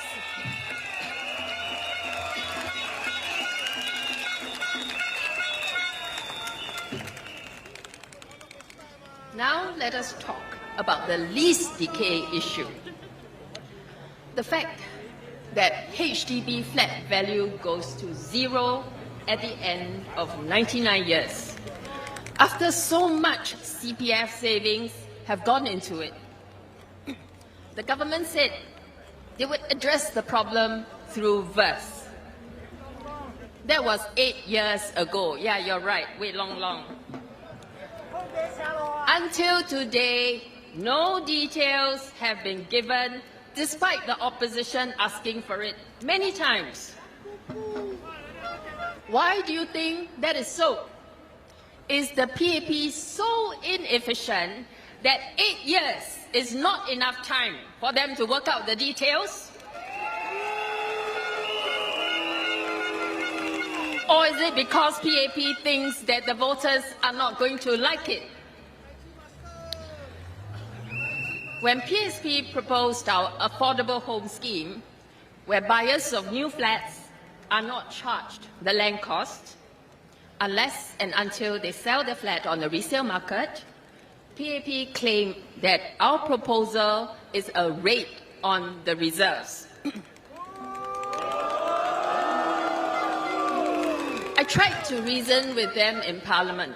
I said, since the land returns to government after 99 years, there is no loss in reserves after 99 years. So how can this be a raid on the reserves?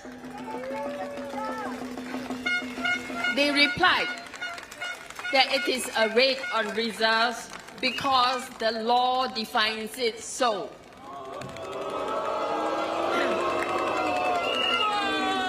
I was astounded. Now, even laws must have good basis. If the basis is not sound, then it is not a good law and should be changed. Furthermore, as parliamentarians, they are lawmakers. It is their duty to make and amend laws as appropriate. Now, I can understand the basis for this law back in those days when they sell land on freehold. Once you sell it, the land is gone forever. It does not return to government. So yes, it will be a loss in reserves if we do not collect sales proceeds and put that into the reserves.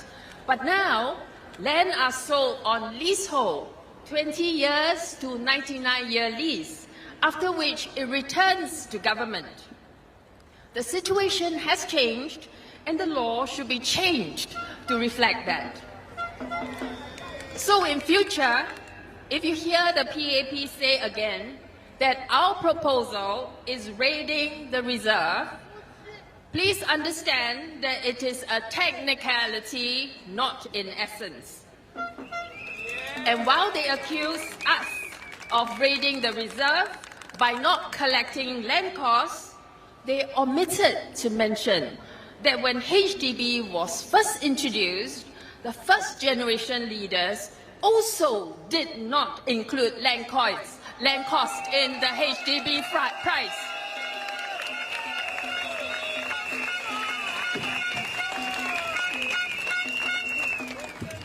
Now, PAP also said that if you vote for opposition, they could lose ministers.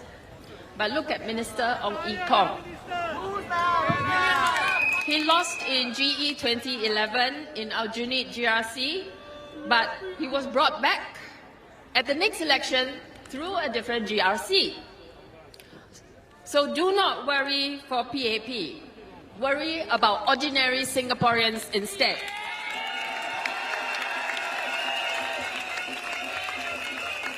Now, on nomination day, PSP candidates invited our opponents to a debate on national policies. However, Minister Lee declined to engage us and instead wanted to focus on local plans. Now, what does this really mean?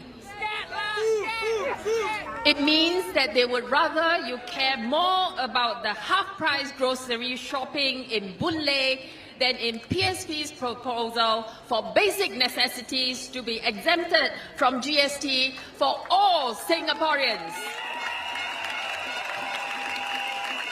It means that they would rather you care more about the $3 meal vending machine in Nanyang than in PSP's proposal to lower food prices in all hawker centres for all Singaporeans. It means that they would rather you care more about the home improvement programs in this constituency than in PSP's proposal to lower HDB flat prices for all Singaporeans. They talk about the importance of unity in times of uncertainty. But is this unity if we only care about our own gains, but not about what happens to other Singaporeans? Unity is us, Singaporeans, caring about all Singaporeans and looking out for all Singaporeans. That is what unity is all about. It is definitely not about 100% PAP in Parliament.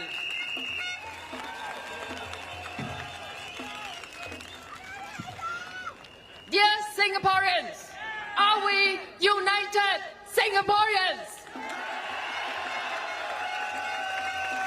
Will you vote for progress for all? On 3rd of May, will you vote for PSP? Thank you.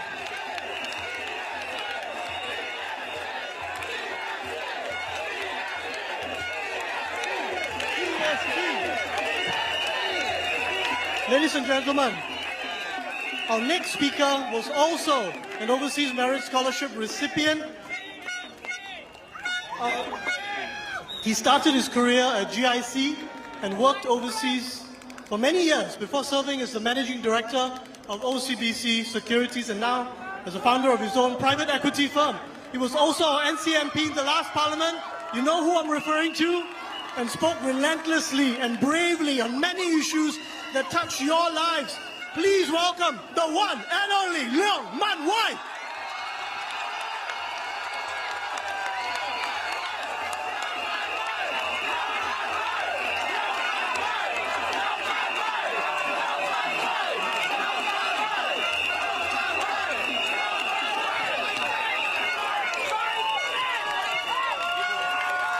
Good evening, fellow Singaporeans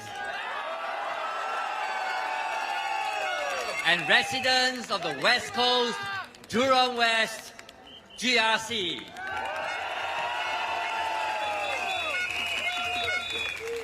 If you have not heard us over the last 5 years, over the last 3 rallies, you should be convinced by now that PSP is a party, is a constructive party that provides solutions to your problems.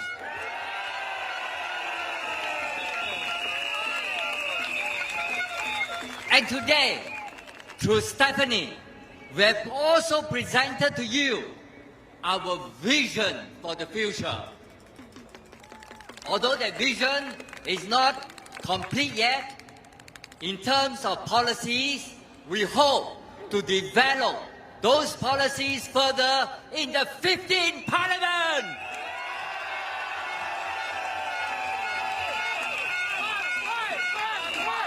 Before I go on, let me say a few words in Mandarin to summarize the things that Hazel has said. 各位西海岸预览系的选民，大家晚上好。后天你将会去投票。9天以来，我们还有其他反对党以及社会上的知名人士，问了行动党很多难题。我们挑战李志胜部长和他的团队来跟我们辩论政策，他婉拒了，他不敢来。我和我的同事在群众大会和走访选民时，提出了不少房价和祖屋政策相关的问题。部长昨天发表了一个声明，他说祖屋的课题已经在国会充分的辩论过了。他说市场会稳定下来，我们能够提供更多负担得起的祖屋，但是事实真的是这样吗？我想请大家一起审视李志胜部长5年来的记录。在他担任国家发展部长期间，转售祖屋价格上涨了50%，但是工资只上涨了21%。最近5年，街务局每年平均推出大约2万个新祖屋单位。未来3年，行动党只说他们会推出超过5万个新祖屋单位，这其实比最近5年的供应来得少。2018年，政府承诺会推出 VERS 来解决祖屋房期归零的问题。过了8年，部长还在说这个问题还需要仔细研究。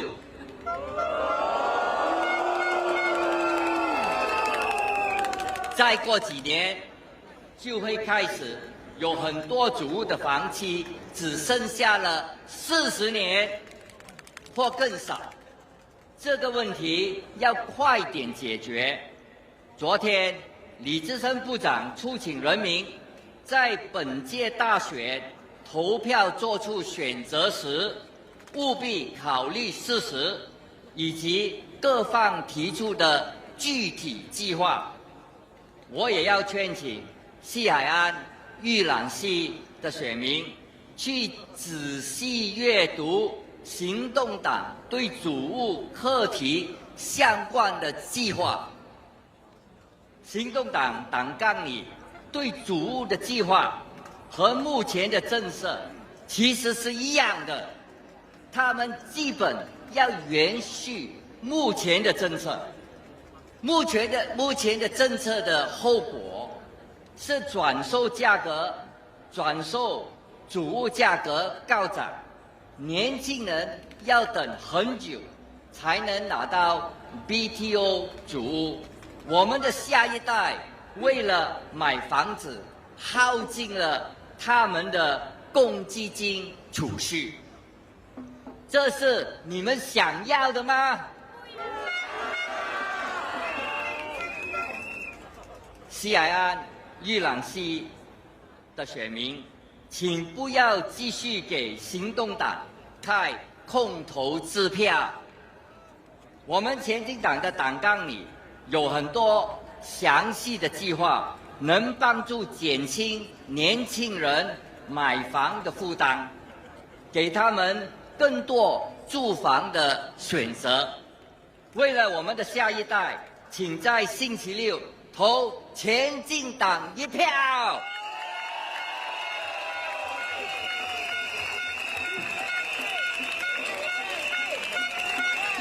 My fellow Singaporeans,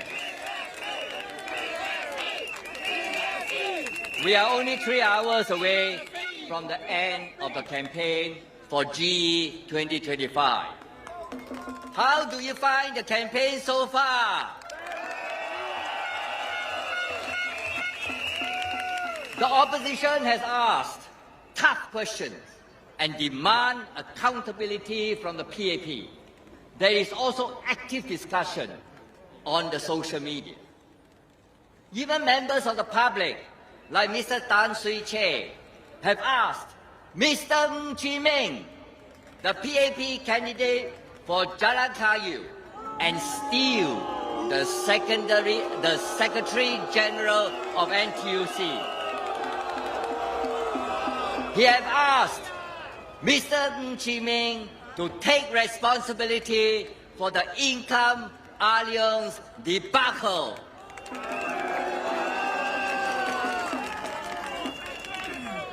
Yet, what has been the PAP response so far from all these queries and questions from the public? They have nothing. They've done nothing. Very boring.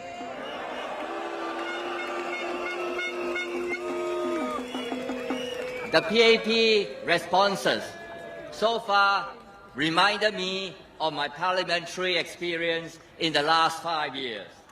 In Parliament, the opposition can put up their arguments. They can also ask questions. But the government will stick to its script, which does not reply directly to the arguments or questions. During the campaign so far, the PAP has basically stuck to the same approach.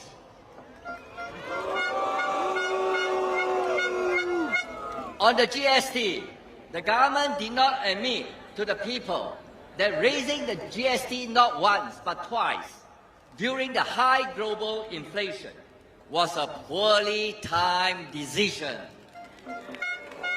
It also did not mention the increase in the burden on the middle-class Singaporeans who pay for 40% of the GST revenue.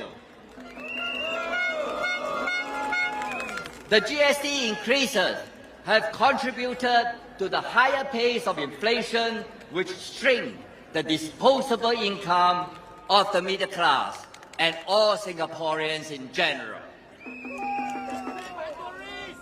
On the other hand, it has thrown up a red herring on the sources of funding if the GST hike did not take place. But I've highlighted in my motion on public finances in February 2024 that the actual budget revenues are much higher than estimates in the last few years. There is also room to cut other expenditures, like the subsidies to the SPH Media Trust, the budget of the People's Association, salaries of mayors and other office holders. The investment income contribution from our reserve have also been increasing steadily over the years. I've said in Parliament that all these will be enough to fund the proposals put up by PSP. There's no need to draw down the reserves. We are not being fiscally indiscreet. On foreign talent, the government has consistently refused to provide the employment data breakdown of Singapore citizens and PRs to enable us a more accurate assessment of the impact of our immigration policies on Singaporean jobs. It has not answered our question, but stuck to its narrative that PSP is stirring anti-foreigner sentiments. And just 2 days ago, SM Teo Chee Head said it again.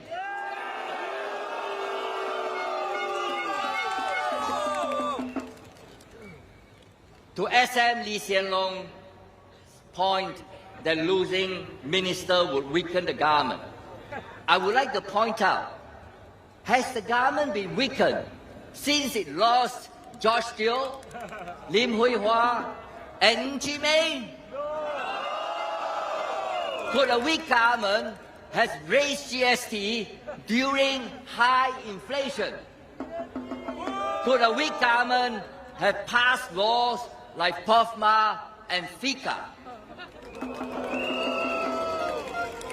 Could a weak government have amended the Constitution to create the reserve presidency in 2017?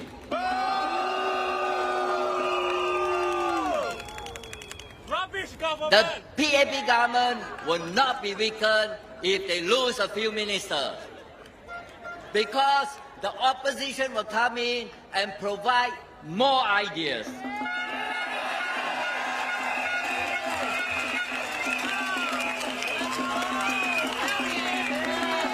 The current 4G leaders also appears to be out of touch with reality.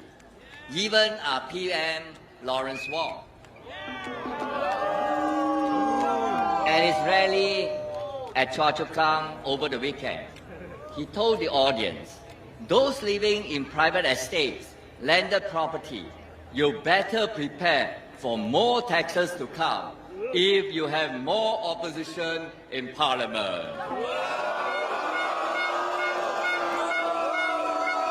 Another round of fear-mongering, right? Has he forgotten that it is the PAP that has been consistently raising taxes on the people, whether or not there is more opposition in Parliament?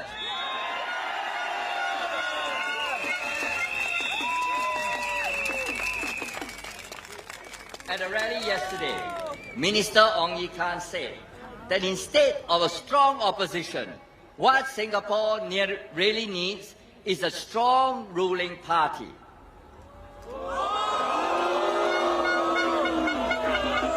But these are not mutually exclusive. Singapore can have both a strong ruling party and a strong opposition. Singaporeans are aware that more opposition is needed. The minister is simply out of touch. Strengthen the opposition by voting in PSP candidates on Saturday.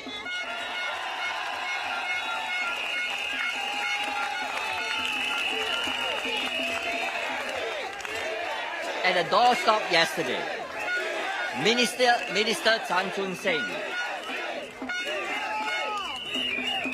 At a doorstop yesterday, Minister Chan Chun Sing said that a leader is one who will be the first to take responsibility and last to claim credit.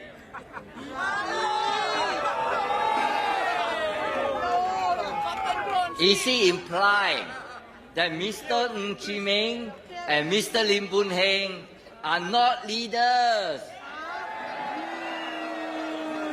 This is because they have not taken responsibility for the income alliance debacle.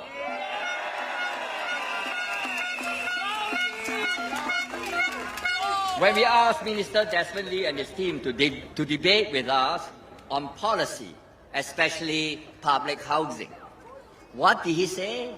Oh, we should focus on local issues.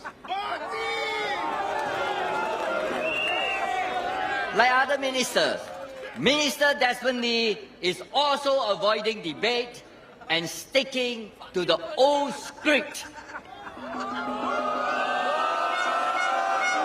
I think it is reasonable to expect the PAP to make a commitment during this election to Singaporeans on how it is going to deal with the three problems of public housing.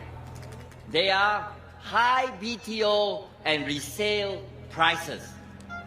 2, long waiting time for BTO. And 3, the lease decay problem. But the PAP has given no such commitment.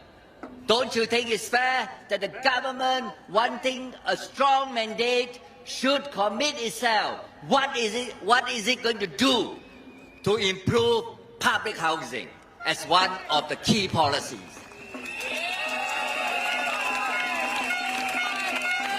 The government may say that it had implemented this or that measure, but have the three problems been resolved? No. Singaporeans should assess Minister Desmond Lee based on whether he has concrete solutions to the three problems. He has not announced any so far. On the other hand, PSP has already provided solution to these three problems through our no land cost scheme and quality rental apartments scheme for younger Singaporeans.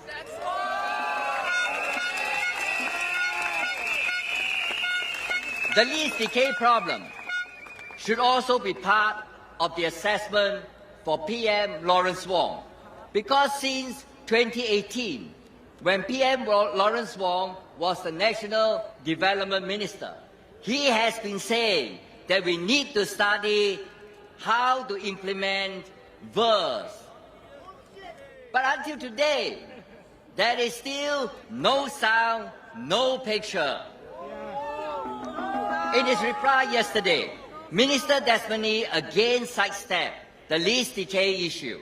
But lease decay effect is already lowering the prices of older flats, and more flats will be entering the last 40 years of their lease in the next term of government. The government owes it to Singaporeans to share its plans for the future. Can this be a Grade A government when it cannot even find a solution to the lease decay problem after 8 long years?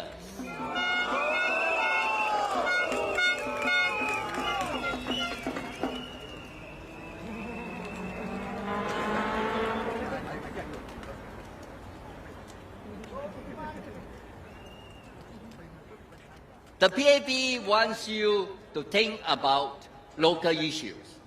But the PAP's track record on local issues in the western part of Singapore is also questionable relative to the development in the eastern part of Singapore. One Bukit Gombak resident told me the other day at Bukit Gombak station that the neighborhood has not changed much since the days of the STP's MP, Mr. Ling Hao Dong, which was some 30 years ago.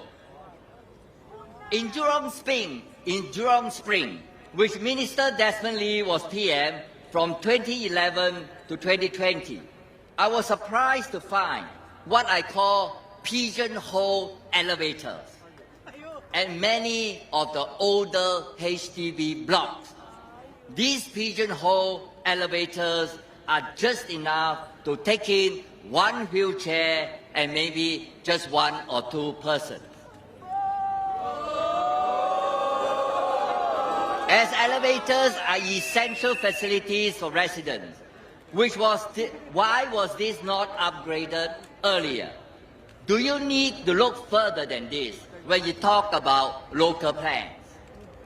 The government can have 5-year or 10-year development plans for each constituency, but it is up to the MP to highlight what is most important for the residents. A PSP MP will see to that.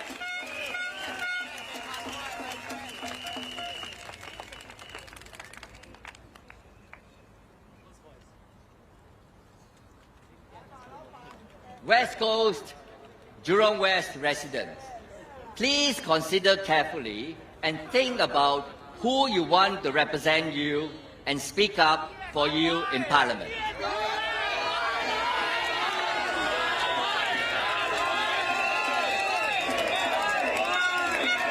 The PAP says storms are gathering, but in a multipolar world, diversity is strength and not groupthink.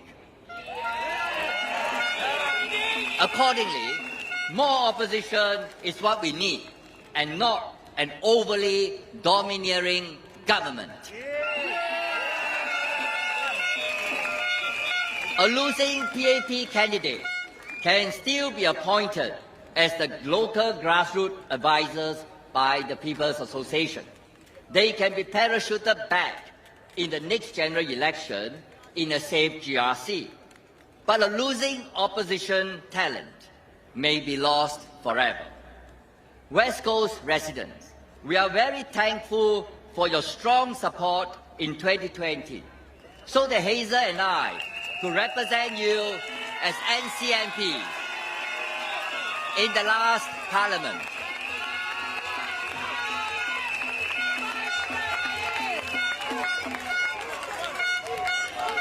We have gone through 5 years of probation and is ready to serve you as elected MPs.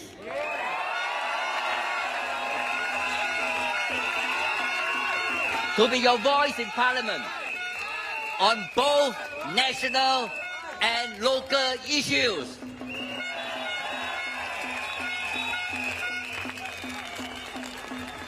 When you're at the ballot box on Saturday, remember, voting is not an act of ungratefulness. You have supported the PAP unconditionally for 60 years. PAP is not the country. We are.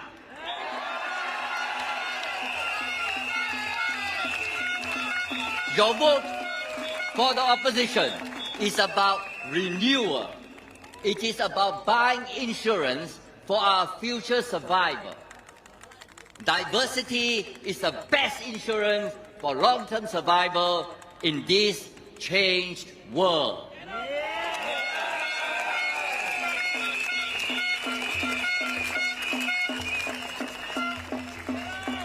PSP stands for compassion for the people. Vote for us so that we can fight for more compassionate policies and realize the vision that Stephanie has shared with you just now.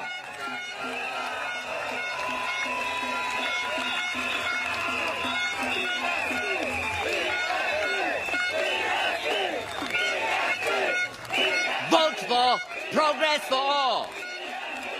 Vote for PSP. For country, for people. For country, for people.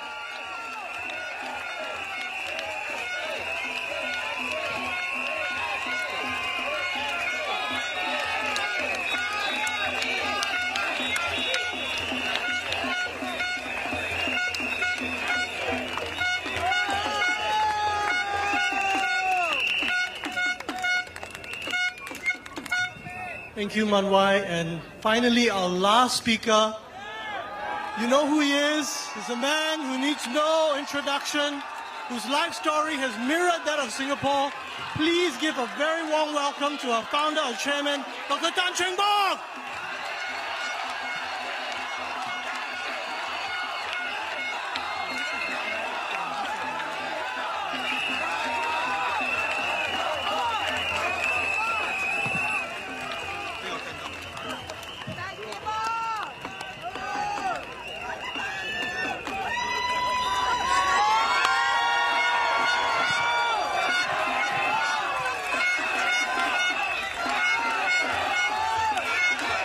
Good evening, friends.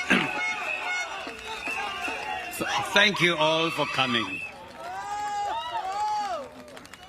Tonight, standing before you, I know this is my last political rally.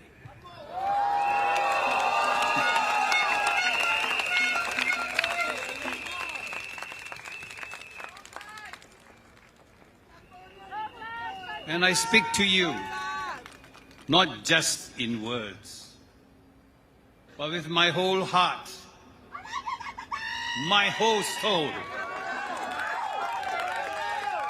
I thank you for supporting PSP in the last general election.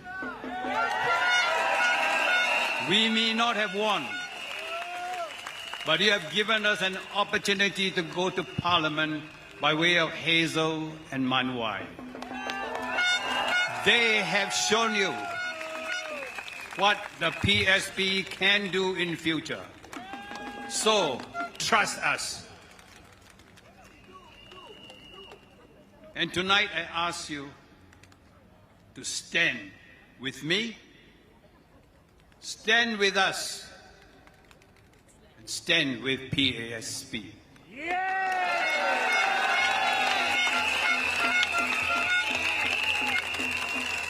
You must remember, standing with us is standing for Singapore's future.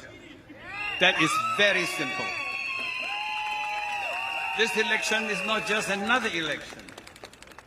It is a fight for our future.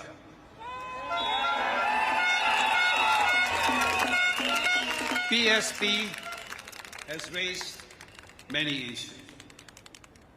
And we are not afraid, because we believe that what we do is from our heart, for you, for the people of Singapore.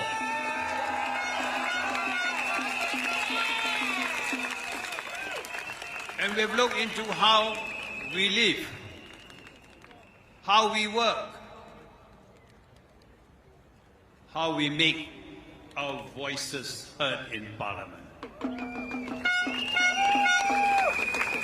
But if PSP is shut out of Parliament, we will hear no voice. Make no mistakes.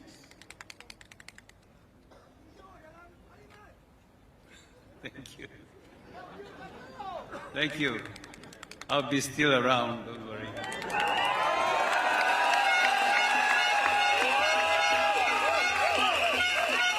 You see, the first point we want to fight for is how Singaporeans live. Now, this is very important. We hear your concerns. High cost of living, jobs, affordable housing, amongst many other issues. And we have put up in Parliament bold and transformative ideas, because, as I told you, we are not scared. The affordable housing scheme, mooted by our party, spoken in Parliament, reinforced by Hazel Poa, has been thoroughly studied by our party. But the PEP just push it aside. Let me tell you, to conceive ideas of this kind, we need support. And we got good Singaporeans, academics, architects to guide us, because we know whatever we plan must have the full backing and understanding of people who know that subject. So you got to trust us. Now we do this because we hope the young people can buy houses earlier, so that couples can start a family earlier, and so that Singapore can grow stronger, faster, and better. Of course, the PAP dismissed our idea. They tell us it cannot work. But who says so it cannot work? So we challenge them. Come, debate with us. When you call for a debate, you must have full information in your system to be able to take all the arguments and all the things they throw at you. And we have them. We are fighting.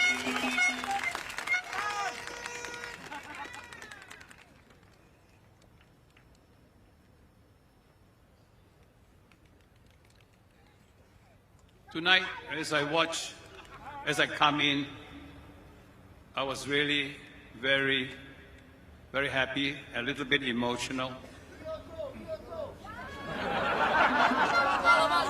But because at my age, I've never imagined I can come and stand before you and tell you what we can do.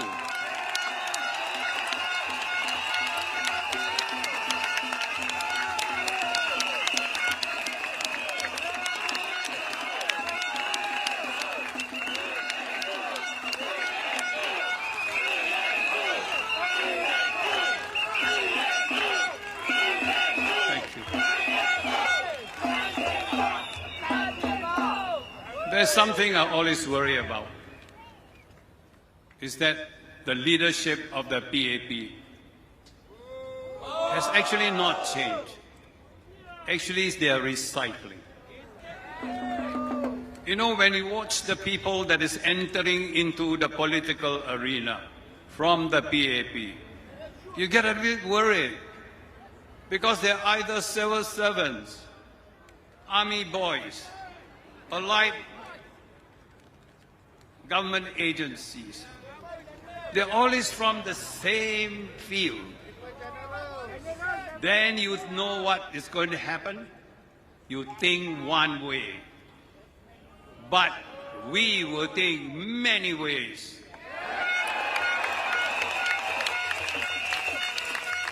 This is what we call group thinking. And group thinking is very dangerous. Because we all comply. We want to please everyone. But here, amongst us, they know they can challenge me, although I'm the leader. But that is good. Because if a leader is afraid to be challenged, all ideas stays, never expand, because of fear that the leader will either kick him out or do something else. But we cannot allow that to happen. So this, what we doctors call inbreeding. You know what's inbreeding? It's not good for our country. But it seems to not be able to find the right people to fit the role as minister. When they say they are worried that Chi Meng is, we will lose him as a minister, I worry. Because on the one hand, they say the minister must be tough, must be strong, must be decisive, and be able to make decisions. But he didn't. That episode that was related by Mun Wai and Hazel, the alliance episode concerning NTUC, reflects the quality of that leadership. And you want him to be a minister, you better think twice.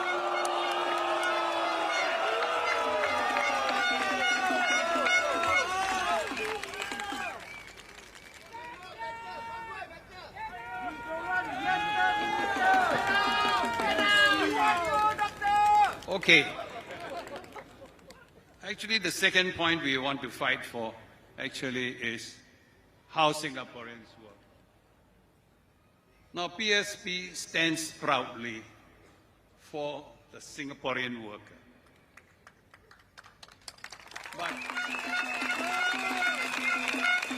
But we have been labeled.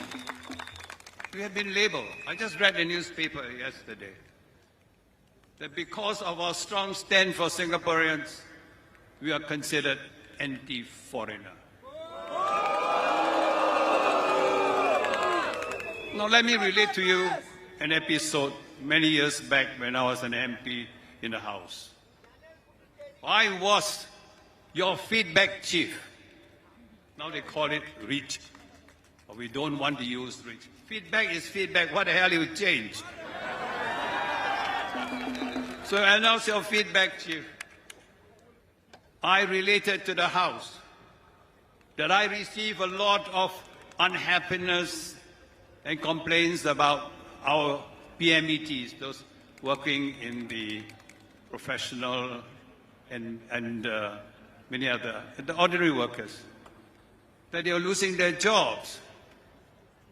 So I told Parliament that we must think Singaporean first. But when I say think Singaporean first, The whole hall was against me. Why they are against me? Because they say that I'm sending the wrong message to foreigners. But I told them, no, you are sending the wrong message to Singaporeans. So until today, I told my men, fight always for your people first.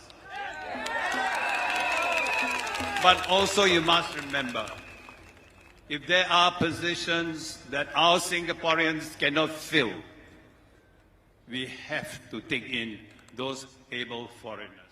You have to be honest and frank about it, because they can contribute. But when they are here, they must impart their knowledge to our Singaporeans, or else they don't stay too long. They must leave.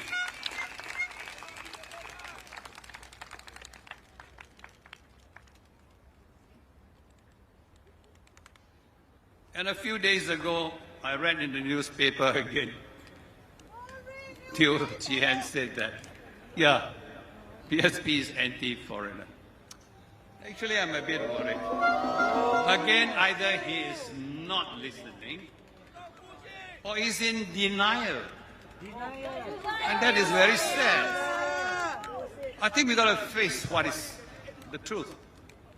And we shouldn't shy away from it. If you want, you call a spade, I call a spade. I don't call it anything. Okay? So you'll remember Seki. When Seki, let me tell you, is Comprehensive Economic Cooperation Agreement between India and Singapore. I have nothing against India. But the agreement, I feel, make us at the losing end. We allow 127 people, professionals, to have game access into our working place with not much, what they call, the terms of coming in was too easy.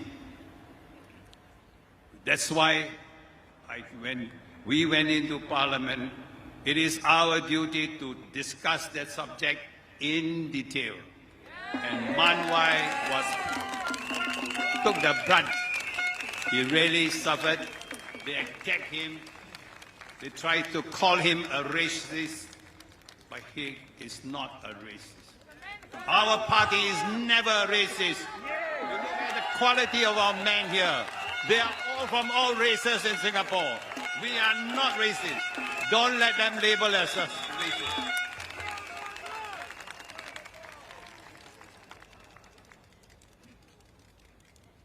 Always, when I tell my members of Parliament in the House, you must speak honestly. And we do something that is not correct, we are prepared to apologize. There's nothing wrong. That is what I call good ethics, good behavior.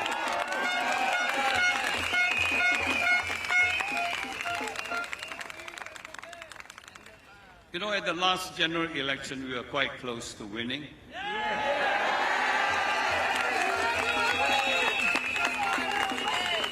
But when the boundaries change took place,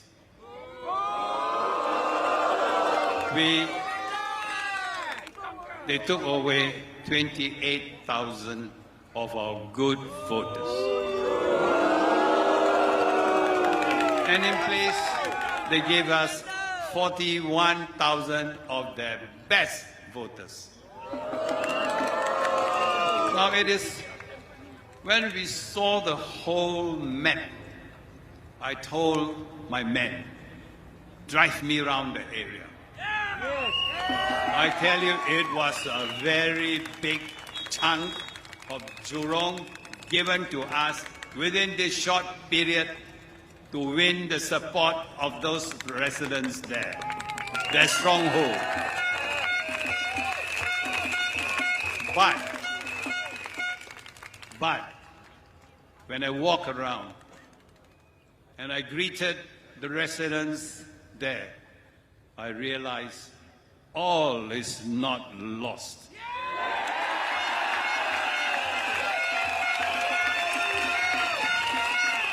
Why is all not lost? Because when I spoke to them, I realized that they were, and me, we came from the same kampong. I was the doctor who looked after that group of people who are resettled together with me to Jurong, to Teck Wai, to Choa Chu Kang, to Boon Lay. So I told my men, don't worry. We have to work hard. We go down to the ground. At my age, I'll walk with you. And as we go down, I realize so many recognize me. They call me. We speak a certain language which you all may not understand. It's a sort of broken Hokkien. So I ask your indulgence to give me just a couple of minutes to say in Hokkien. Now this Hokkien is appealing to those old patients of mine whom I look after, who trusted me as the doctor. So I want them to see me coming back as part of the family, to look after them, to treat them with a new, to be that member of parliament, I hope. So ladies and gentlemen, let me just say a few in Hokkien. I hope my Hokkien is good enough.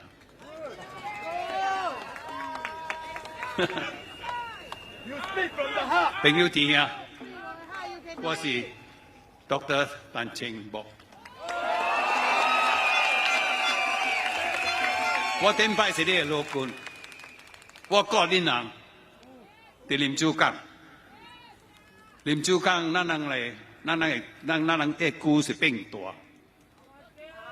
人是凊彩，我人无讲钱的代志，你有钱无钱，咱人无看，我人欢喜。所以人，我今年来倒转了，来倒转唔是做你的老官，是好去做你的议员之职。恁人拢总搬来地道，你来搬伫，即阵我一区叫 Jurong West， 所以你若我拄着咧，含你拄着我，咱人我甲你讲要求你，都拢选我人一摆。So ladies and gentlemen, my lousy Hokkien I hope can reach far enough to convincing that sector of population now residing Jurong West, in Boon Lay, in Jurong, and part of even this area, to come and see us as a team to help them bring better life to this part of the world.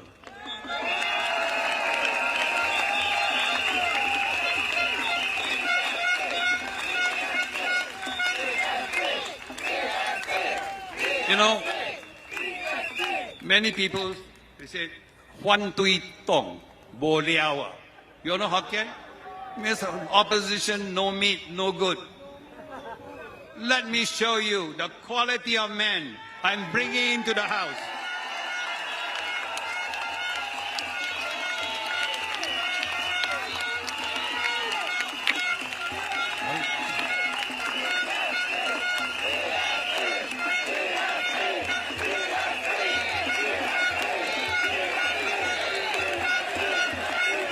Okay.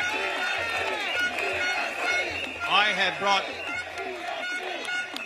these people to serve you in the coming general election. Mun Wai and Hazel, battle tested, battle hardened, battle proven. So you can rely on them in the coming, when they are in Parliament. They have proven themselves. With them is Sunny. Where's Sunny? Sunny, the tall giant. Now, he's a professional estate manager. He can serve our town council with experience. So when you take over the estate, don't worry, your town council is in good hands. And we have Lucky. Where's Lucky? Yeah. You heard his fiery Malay speech. It comes from the heart. In Pioneer, Stephanie. Yeah. Look at Stephanie.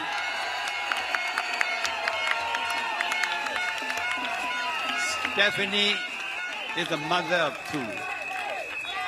We persuaded her to come out because I saw in her the quality of a woman who can really serve those people in her age group and even older.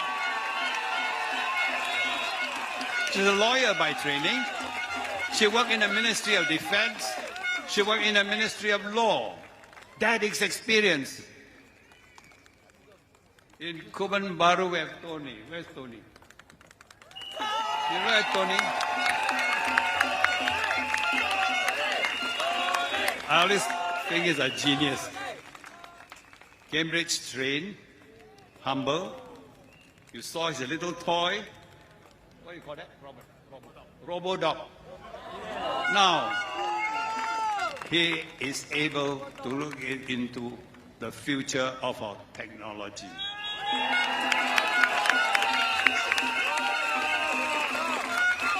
Then in Gombak, we have Harish Pillay. Harish Pillay is another techie man.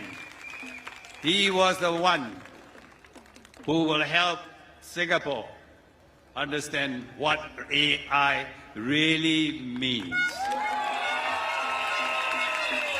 Because he's internationally well known in this field. Right? Yeah. In Marymount, we have Jeffrey.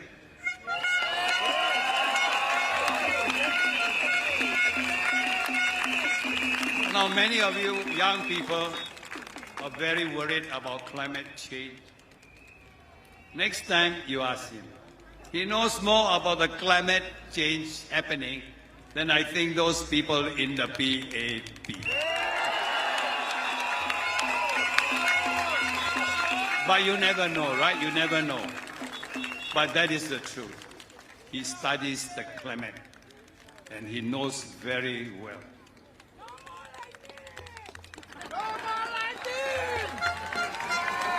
So you see, we have a team of people with different backgrounds and experience. And that's, I told you, is important. There will be no group think. There will be no more inbreeding.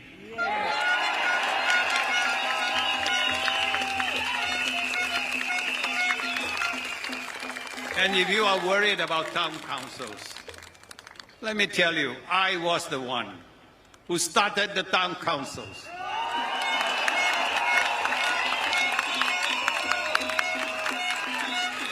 And now, with the backing of Harish and Sunny, your town council will be very well run. You see, when I was the chairman of the town council, I didn't look at how much I got in my bank. I look at how much my men have serviced each flat. That is the criteria.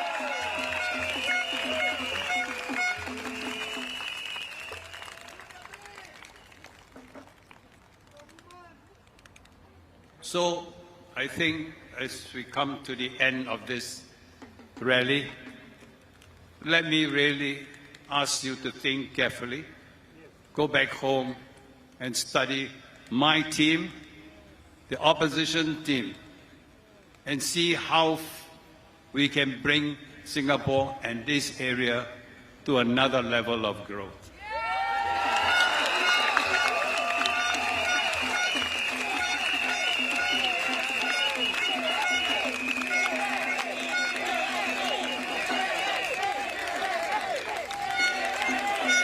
I think. What do I do now? Yeah. Okay, I thank you all, and I think as a fitting ending, we should recite our pledge.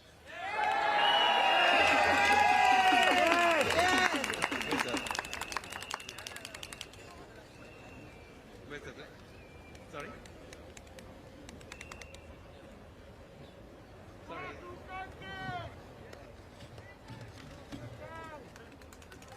Okay. I think we all come together. Okay. 1, 2, 3. We, the citizens of Singapore, pledge ourselves as one united people, regardless of race, language, or religion, to build a democratic society based on justice and equality, so as to achieve happiness, prosperity, progress for our nation. Thank you.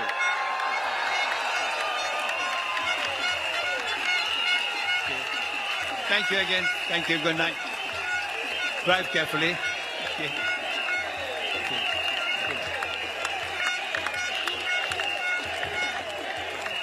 On behalf of Progress Singapore Party, we'd like to thank you again for supporting us all these years and also for the last 3 rallies. Thank you. Don't forget how to vote on Saturday.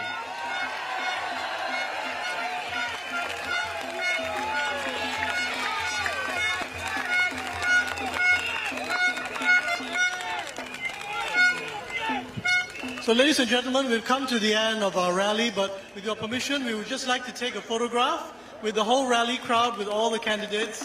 So if you could stay for just half a minute, we'll do that.